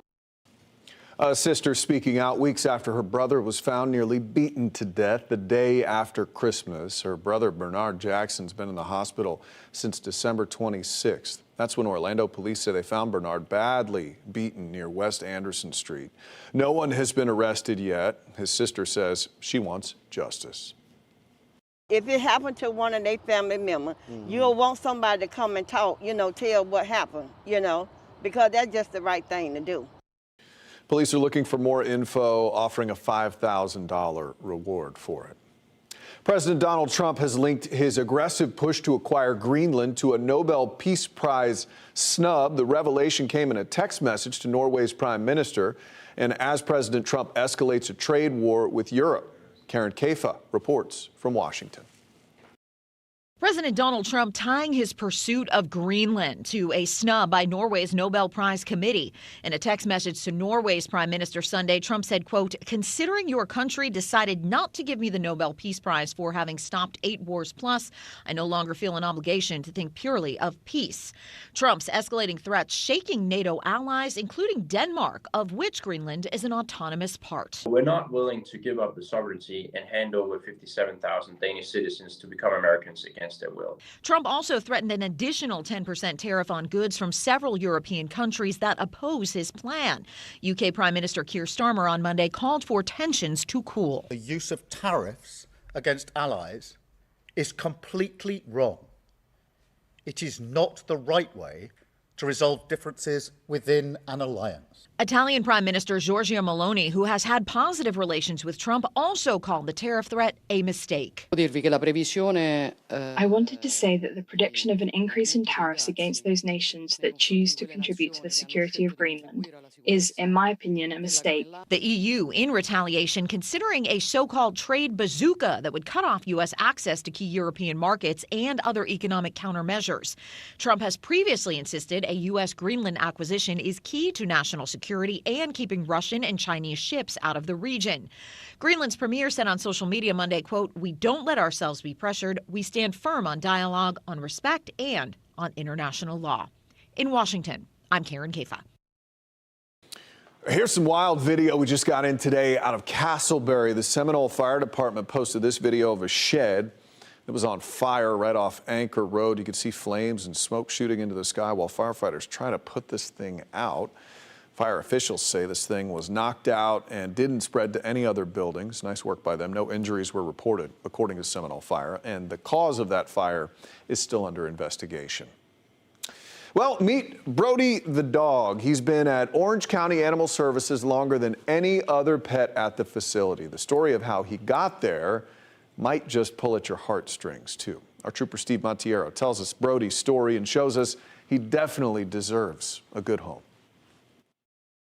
So we're gonna go meet an awesome pup. His name is Brody. He's 5 years old. And you wanna talk about just a lover, a snuggler, just wants to be all up. Look at that tongue. So sad story though, Brody's the longest serving resident here right now at Orange County Animal Services since last summer, June, July of last summer. And guys, guess what? It is of no fault of his own. His owner passed away. So unfortunately, he ended up here. So I want you to meet him.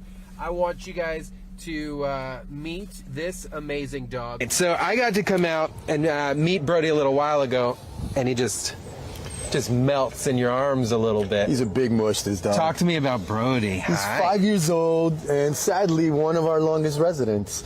He has been here over 180 days. His owner passed away and he didn't have anywhere to go. So he ended up here. Yeah. When you sent me the pictures, we threw some of them right in front of the screen before I got out of the truck, and you look at this dog, and then you find out he's the longest resident here. It makes you wonder, like, what's going on? Makes you wonder what people are looking for, because he's absolutely perfect dog. So you can watch the full episode about Brody, find out how to adopt on our website, clickorlando.com. You can hit the road with Trooper Steve on patrol weekdays, 8 a.m. and 8 p.m. on News 6 Plus, your streaming app for your smart TV, or clickorlando.com. Future astronauts took over Kennedy Space Center this weekend for the Junior Galaxy Explorer Search. It was the final in-person stop in Florida for Legoland's nationwide competition. Kids ages 6 to 12 built their own Lego spacecraft, pitched the designs to judges, including a Legoland master builder and a two-time shuttle astronaut, Winston Scott. The winners will be among the first to ride the new Galactic Coaster. Legoland Florida's first indoor family coaster opens February 27th. Digital submissions are still being accepted through January 31st. Well, today we honor not only the life and legacy of Dr. Martin Luther King Jr., but also that of Arthur Pappy Kennedy and his local impact. Coming up, how the two civil rights figures were honored this morning and what the two meant to Central Florida and the rest of the country. You can also try out our all-new primetime schedule on News 6 Plus. We have a new take on the day's news on News 6 tonight at 9. Meteorologist Jonathan Kegas usually has your weather at 9:30, not tonight. Then watch the late news an hour early. That's all on News 6 Plus. Download that streaming app for free. Search WKMG in your smart TV's app store. It's on Roku, Apple, and Fire. This portion of the news is sponsored by Shark Coatings.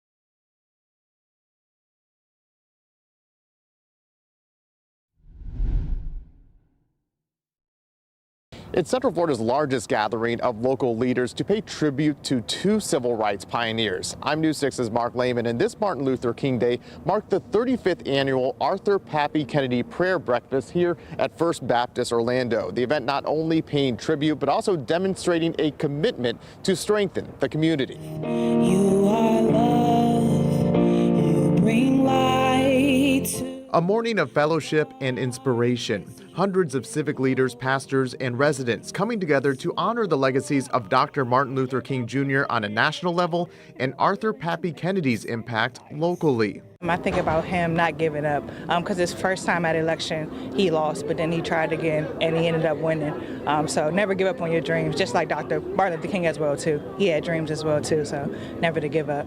In 1972, Kennedy became the first African American elected to serve as an Orlando commissioner, but his service extended far beyond his time in office. He dedicated himself to enhancing the community through public and private partnerships, remaining a tireless champion for the advancement of every citizen. When you look at Pappy Kennedy, he was a phenomenal leader that lifted up the people here who created the space for so many other leaders to kind of do the work that they're doing in this community today. During the event, YMCA of Central Florida joined Southwest Orlando JCs and the Orlando Mayor's MLK Commission to award $2,000 scholarships to 19 high school students. Organizers say the commitment builds on the foundation set by both civil rights leaders, nurturing the potential of future generations. And I think the more that we do that to give kids that lift up, it's going to help them be successful in the long run. In Orlando, Mark Lehman, News 6. Time now to turn to your weather. We're going old school. Let's get the almanac out. Julie Broughton. I love the almanac page. I know not everyone does, but it's always nice to see how we did today and how we measure up compared to what is average. No surprise, we were much cooler than average this morning in Orlando. We started the day at 38, but some spots were even in the 20s up in Marion County. Normal low this time of year is 49, and we only hit a high of 59, getting nowhere near that normal high of 72 degrees. Now we're looking at one more cold night tonight. Because of that, our News 6 weather team has designated overnight tonight and the first part of the day tomorrow weather alert criteria, because we could be looking at frost freeze potential, especially north of I-4. And for all of us, it will feel like the 20s and 30s as you are stepping out the door to work and school tomorrow morning.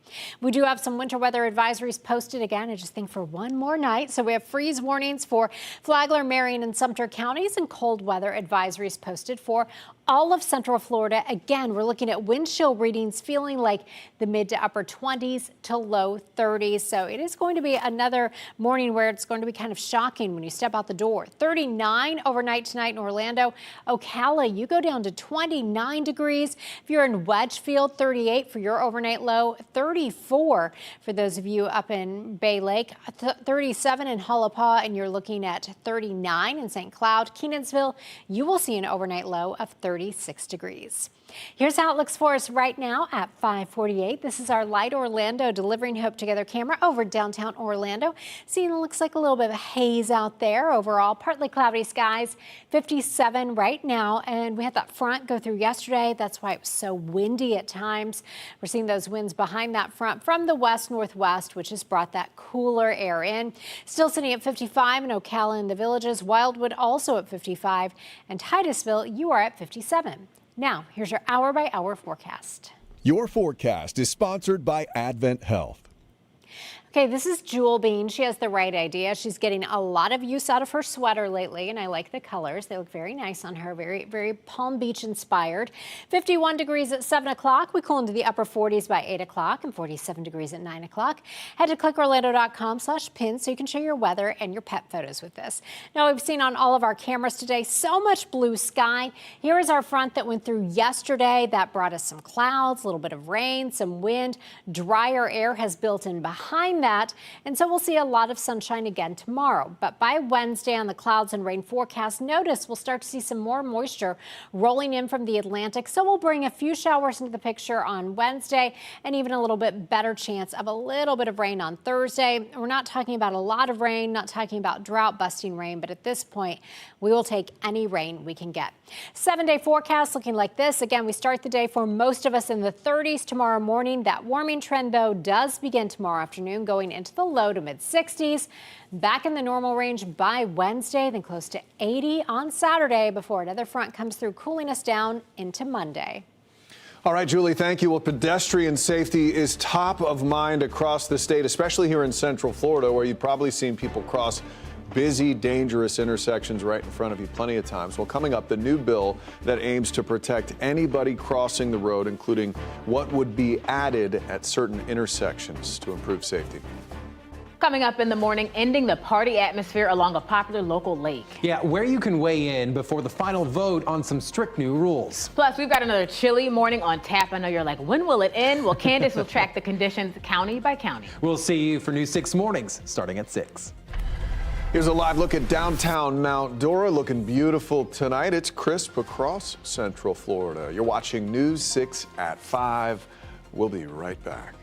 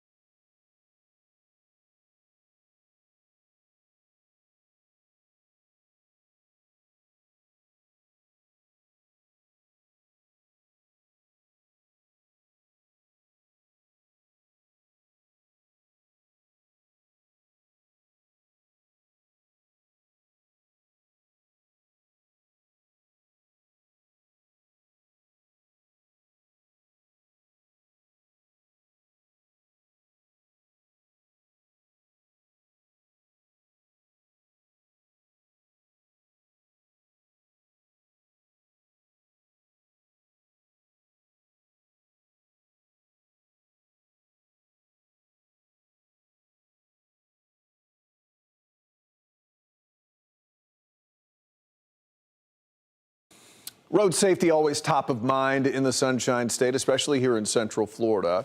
So to try to save lives, one local lawmaker pushing to increase technology at crosswalks around the state. News 6's Stephanie Rodriguez fills us in. This bill is all about improving visibility at crosswalks like this one that are outside of intersections in hopes of adding more flashing lights to make it safer for people crossing. Orange Blossom. Walk sign is on. How often do you cross here?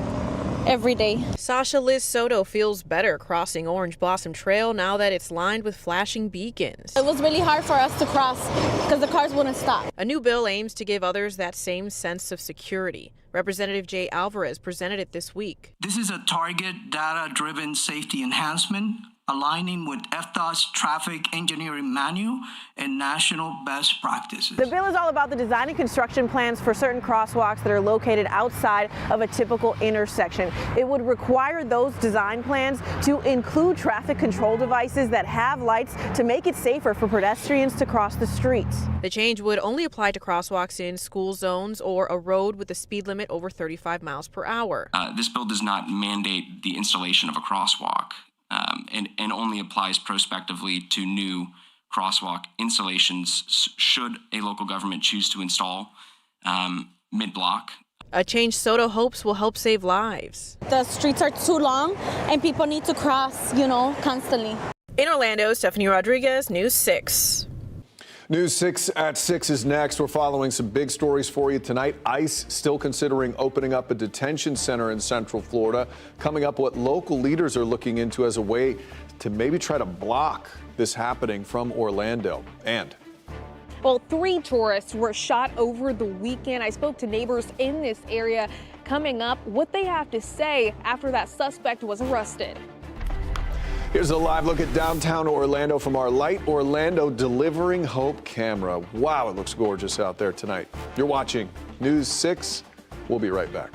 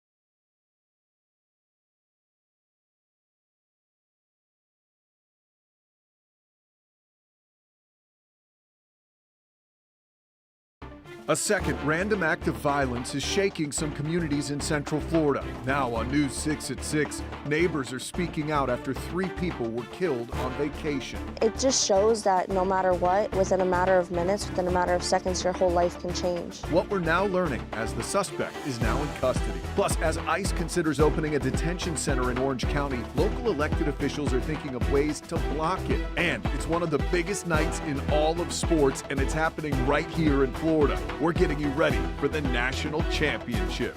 News 6 at 6 starts now. Well, this is a type of shooting that we saw earlier this month that continues to worry communities. Over the weekend, the Osceola County Sheriff's Office arrested a man accused of randomly shooting 3 tourists outside a rental home. This is now the second random murder in just the past 2 weeks. And in this case, the Sheriff's Office says the suspect had been a known threat to that neighborhood. News 6's Tylisa Hampton has been working to get answers for those in the community who have worries. What did the bullets sound like to you? It just sounded like popping sounds. It was just pop, pop, pop, pop, pop. It's those sounds some living at Indian Point Circle will never forget. And to know that it was like 3 rounds of popping sounds and 3 men lost their lives, it was probably like 1 round per person. And on Saturday, the Osceola County Sheriff's Office went to this rental home after a call of a shooting. Their deputies found 3 men, all out-of-state tourists, shot and killed outside where they had been fixing a car. Deputies arrested 29-year-old Ahmed Boha, who lived near the rental. There was no conflict between these people. This was just random, and this happened to be the person who lived next door. But the sheriff said Boha was a threat to the neighborhood. We had a lot of calls for service on this person in that area. So he was a known person, a frequent flyer to the sheriff's office. It was in 2021 he was arrested and accused of a shooting at a gas station in Kissimmee, but court records show he was later acquitted by reason of insanity. On social media, Attorney General James Uthmeyer accusing State Attorney Worrell of not putting up a fight to Boha's use of insanity defense that allowed him to go free. Some neighbors say they saw a shift in his character. What was the suspect like then? he was a nice kid, but after, I don't know what happened with him, but after 2021, it's just like a whole new person. It was like a whole new thing just changed. So we took those concerns to the sheriff's office, asking whether there was any requirements or recommendations after Boha's acquittal, given that he's now a suspect in this triple homicide. Here's what they had to say. The sheriff's office referred us to the state attorney's office. That office sent us this statement saying it cannot comment beyond what was made public, but would release information when it becomes pertinent. Meanwhile, for those living in this community, they say they're questioning if the shooting was avoidable. To think that, I mean, there was a school right behind us. And someone who had actually been, I don't understand, acquitted because they were insane and they're living in my neighborhood. How does the justice system let that happen? And we did receive a joint statement from those family members. They say the 3 men who lost their lives, they were fathers, uncles, grandfathers, and they did not deserve this random act of violence. As for that suspect, he's still behind bars being held on no bond and is facing murder charges. Reporting in Osceola County for News 6, I'm Tylisa Hampton. Well, the triple murder in Osceola County marks the second random shooting we've seen in the past 2 weeks. On January 7th, a 64-year-old man was shot and killed in his front yard in Ocala. Police say this guy, 29-year-old Isaac Toy, shot the man in Ocala after traveling from the Marion Oaks area. Authorities say Toy bought a gun 2 days before the shooting, but it was not the gun used because of Florida's 3-day waiting period. Toy was receiving services from a church near Harold Harper's home at the time of the shooting. A celebration of life for Harper is set for tomorrow.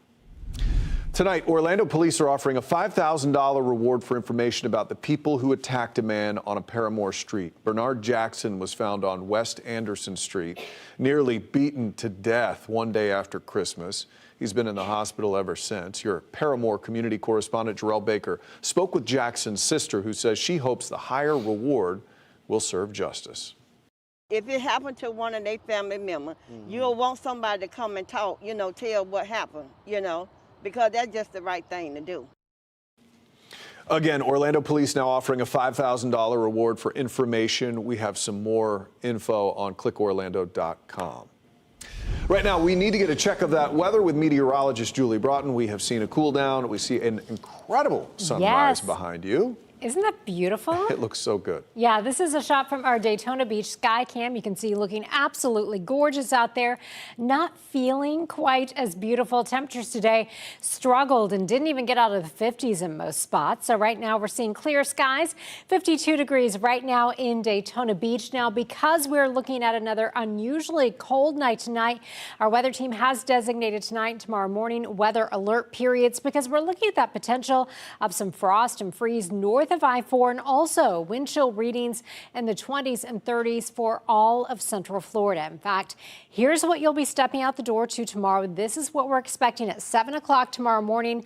39 in Orlando, 29 in Ocala, and 34 in Palm Coast. But this should be our last cold morning for at least several days. We'll talk more about the warm-up headed our way in just a few minutes, Matt. Julie, thank you. Well, while the federal government is mulling the possibility of using a warehouse in Orlando as an immigration detention facility, local elected officials are brainstorming about how they might be able to stop that from becoming a reality. Your Orlando community correspondent, Mike Valenti, joins us live from that facility on Transport Drive. And Mike, you got your hands on a memo from a county commissioner that speaks exactly to those efforts. Yeah, Matt, that's right. And in that memo, Orange County Commissioner Nicole Wilson proposes an ordinance, a draft of which we also obtained directly in response to what we were able to confirm when we were here outside that warehouse, confirmed from ICE on Friday. But it's not clear if that ordinance would even apply in this case. So I'm going to do everything in my power to make sure that we are preventing this. Orange County Commissioner Nicole Wilson joining other elected officials and immigration advocates in Apopka Monday to denounce ICE operations in Central Florida. So you can confirm you're looking at this as a detention facility. I mean, it's a site that could fit that purpose, but I mean, we're at the very early stages. 3 days after we confirmed that ICE visited the Beachline Logistics Center, which is currently zoned for industrial use, Commissioner Wilson sent this memo to Orange County Mayor Jerry Demings and her colleagues on commission. In it, she asks to get an ordinance on the agenda that would impose a temporary moratorium on all approvals related to proposed non-municipal detention facilities. Of particular concern, Wilson writes, are the potential adverse effects on Orange County's tourism-driven economy. What gives you confidence that local jurisdictions, I guess in this case the city, because this falls within the local jurisdiction, or under their jurisdiction rather, can go toe-to-toe with the federal government and slow walk this process? I love that whatever I expressed sounded like I'm saying it with great confidence. I think the reality of it is it's in our wheelhouse because that's what we do, is we do zoning. So as you heard me mention in my question to Commissioner Wilson, this warehouse falls within the city of Orlando's jurisdiction. And Wilson acknowledges that means the county may not end up having a role here. So she did share her draft ordinance with the city, she told me, so potentially the city could introduce a similar measure. There are a lot of outstanding questions here up in the air yet to be answered, including one, for example, does this building behind me need to be rezoned? Right now, it's zoned for only industrial use. Also, does the federal government need to obtain a conditional use permit to convert this into a correctional facility, or will the federal government just choose to bypass all procedures? All of this is hypothetical right now. We're trying to get answers from the city. So far, all we have is what a city spokesperson told me on Friday, that the city of Orlando has received no information regarding this address. I'm your Orlando community correspondent reporting live outside the Beachline Logistics Center. Mike Valenti, News 6. Still very early in the process, Mike. Thank you. Well, the Orange County Corrections Department has an agreement to hold ICE detainees. Leaders told us on Friday there have been 831 bookings with immigration holds at the Orange County Jail. That is just since the start of this year. In December, News 6 reported the federal government owes Orange County more than $600,000 in reimbursement payments for holding those detainees. Of course, we'll be staying on top of this developing story right here on News 6 and on clickorlando.com. A growing Brevard County community hasn't built a new apartment complex in decades, and it might stay like that if some neighbors fed up with traffic get their way. More than 200 apartments in 8 buildings are proposed near Courtney Parkway and the 528 in Merritt Island. To compromise with neighbors about traffic, the developer wants to extend the right turning lane from Pioneer Road onto Courtney. A man who lives in the neighborhood closest to the project told your community correspondent James Barbero he still does not want this built. To hear a proposed change like this to your neighborhood, how do you guys feel about this? We don't want it. We don't want all these people. And I know that sounds bad, but this area is not built to be overcrowded. The county commission will greenlight construction or not. We'll update you when commissioners vote. That comes February 5th. A former elementary school principal charged in connection to an out-of-control house party in Cocoa Beach will be back in court. Are you putting me in jail? I don't understand. Yes, I have a warrant for your arrest to take you to the county jail. Oh my God. Elizabeth Hill Brodigan, who used to be a principal at Roosevelt Elementary School, has a plea and sentencing hearing tomorrow in Brevard County. Cocoa Beach police say when they busted a house party at her home last January, they found more than 100 teens. They say some of them had been drinking. Hill Brodigan was arrested along with Carly Anderson, a now former teacher at Roosevelt. Here's video of her in court back in November. Anderson was convicted of resisting an officer and disorderly intoxication. She was sentenced to a year probation last May.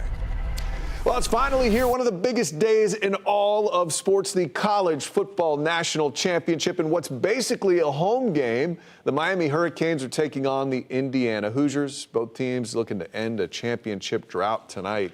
News 6 Sports Director Jamie Say is live in Miami to tell us more. Jamie. Hey, Matt, not that any other national championship is ordinary, but this one has the potential to be extra special because of what these two teams could accomplish with a victory. Indiana could cap off a 16-0 season. Miami could win a title on its home field at Hard Rock Stadium. As expected, in the lot that we are at, we saw more Hurricane fans than Hoosier fans, but they are out in full force, supremely confident in their teams. And for one of those fan bases, tonight will be both historic and joyous. Miami's the underdog tonight. How do you think they're going to do? I love a good underdog story.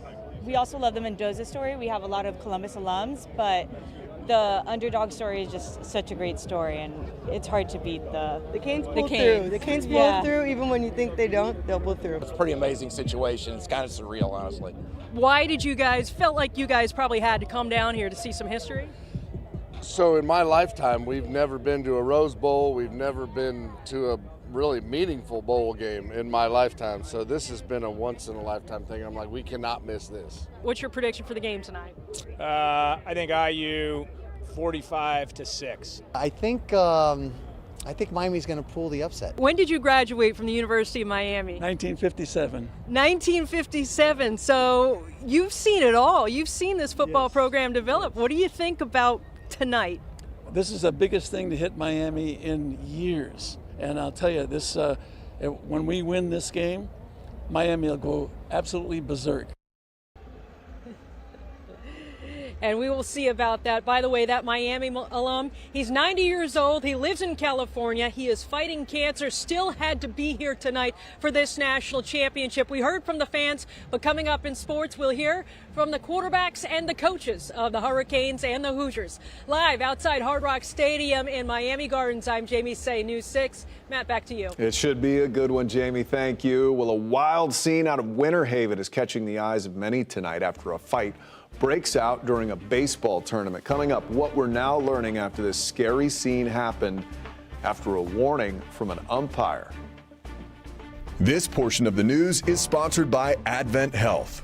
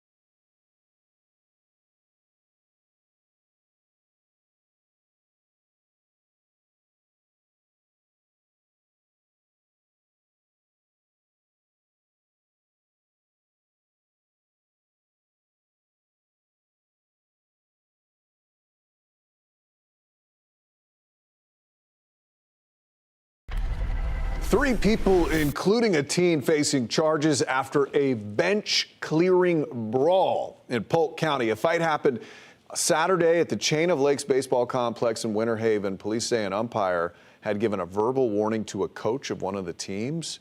Investigators say the father of one of the players then went up to the father of the umpire who was in the stands, punched him in the face. The father, his 17-year-old son, and one of the coaches all ended up getting taken into custody. Well, is 130 acres of conservation land at risk of development in Winter Springs? That is something commissioners are talking about as they plan for the city's future and consider what choices need to be made here and in Tallahassee to fit in what you want in your community. Your Seminole County community correspondent, Catherine Silver, explains.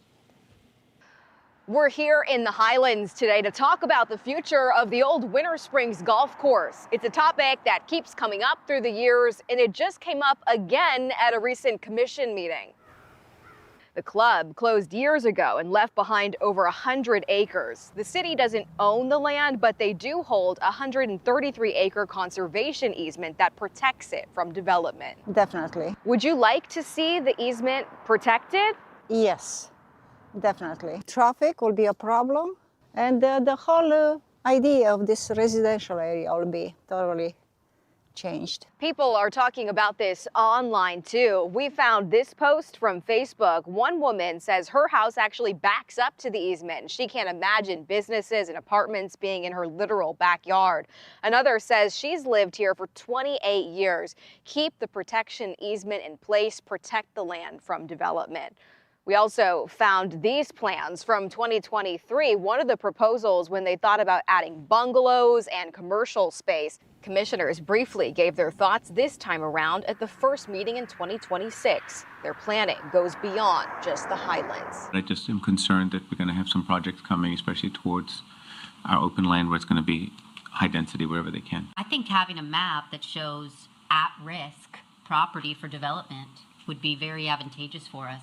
The city is already working on it. Right now, they're designing the future land use maps. If you're wondering about the future of this golf course in particular, we're not expecting any decision. It's just a broad discussion at this point. In Winter Springs, I'm Catherine Silver, News 6.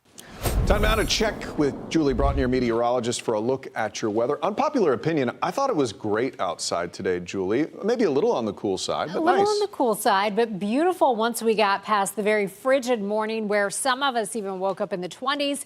Now tonight we are designating tonight and tomorrow morning another weather alert night and weather alert morning because of the cold weather. And we do have some winter weather advisories posted that I'll show you in just a minute. But a warm up begins for us tomorrow afternoon, and by the weekend we will see our highs back near 80 degrees. I know it feels a long way from 80 degrees when we're talking about freeze warnings and cold weather advisories, but Flagler County, Marion County, and Sumter County, you all have freeze warnings posted until 9 o'clock tomorrow morning. The rest of us are under those cold weather advisories because it will feel like the mid to upper 20s, low 30s as you are stepping out the door tomorrow morning. Here's a look at our actual overnight lows. So these are what the air temperatures will be when you're heading out to work and school in the morning. 40 in Daytona Beach, 34 in Palm Coast. You'll wake up to 29 tomorrow morning in Ocala and 39 in Orlando. So a little bit warmer than we were this morning, but you factor in the winds and it will feel a degree or two cooler than that. So another morning where we need to throw on some layers and get out the winter gear. Here's how we did today on the Almanac page in Orlando. We started the day at 38. We only made it to a high of 59, so quite a bit cooler than those normals of 49 and 72. Really pretty looking shot there from our Daytona Beach sky cam. We haven't noticed anyone there on the slingshot or on the Vomitron, so it might be a little cold for that out there tonight. 52 degrees right now in Daytona Beach. Winds behind the front that went through yesterday are coming in still from the west northwest around 5 miles per hour. You've dropped to 50 if you're in Cape Canaveral, and it is 52 in Claremont. Now, here's your hour-by-hour forecast. Your forecast is sponsored by Strata Services. All right, Sinbad is enjoying the cool day. You notice he has his blanket. He's looking very serious, so I think he's having a wonderful day. 47 degrees at 9 o'clock, 45 degrees at 10 o'clock. I chose the background with the bubbles because I know cats like bubbles, as if Sinbad's going to be watching and notice that. Here's a look at the national satellite and radar imagery. Here's another weak boundary that'll be moving through our area. Big area of low pressure cranking up some snow across the Great Lakes and Northeast region. Here across our area, we'll keep skies mostly clear tonight, but as we look ahead to Wednesday into Thursday, we'll start to see a little bit more moisture into the picture. So along with that warm up, we will bring a few showers back into the picture for Wednesday and for Thursday as temperatures finally climb back into the normal range by Wednesday. So for tonight, 39 overnight, 64 for your high tomorrow, back into the normal range Wednesday and Thursday before being warmer than normal for the first part of our weekend. Then we're tracking another cold front for next Monday.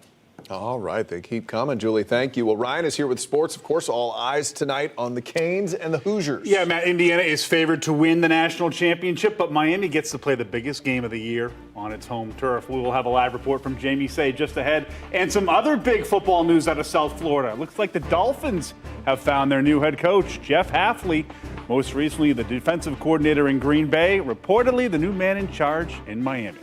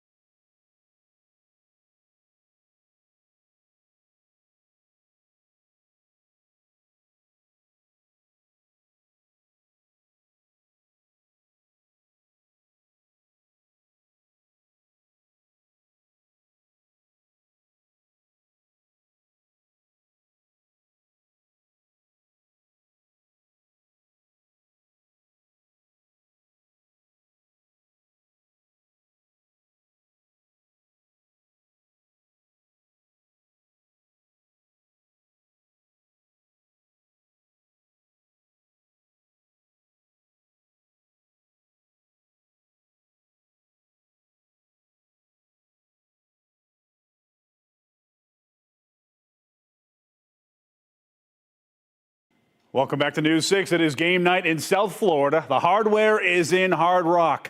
College football will crown a new champ tonight as Miami squares off with Indiana. News 6 Sports Director Jamie Say joins us live at Hard Rock Stadium with a preview. Good evening, Jamie.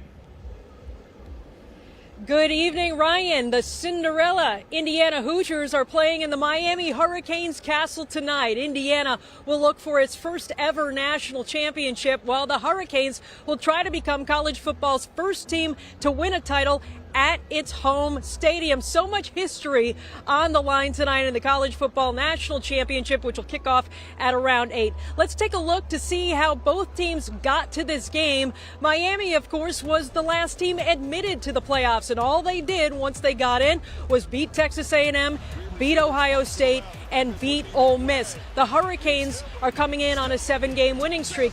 Meanwhile, Indiana has rolled in from out of nowhere, going 15-0 and steamrolling Alabama and Oregon in these playoffs. Both head coaches were asked yesterday about the history, the historic meaning. If they can capture a title, they weren't interested in talking about that.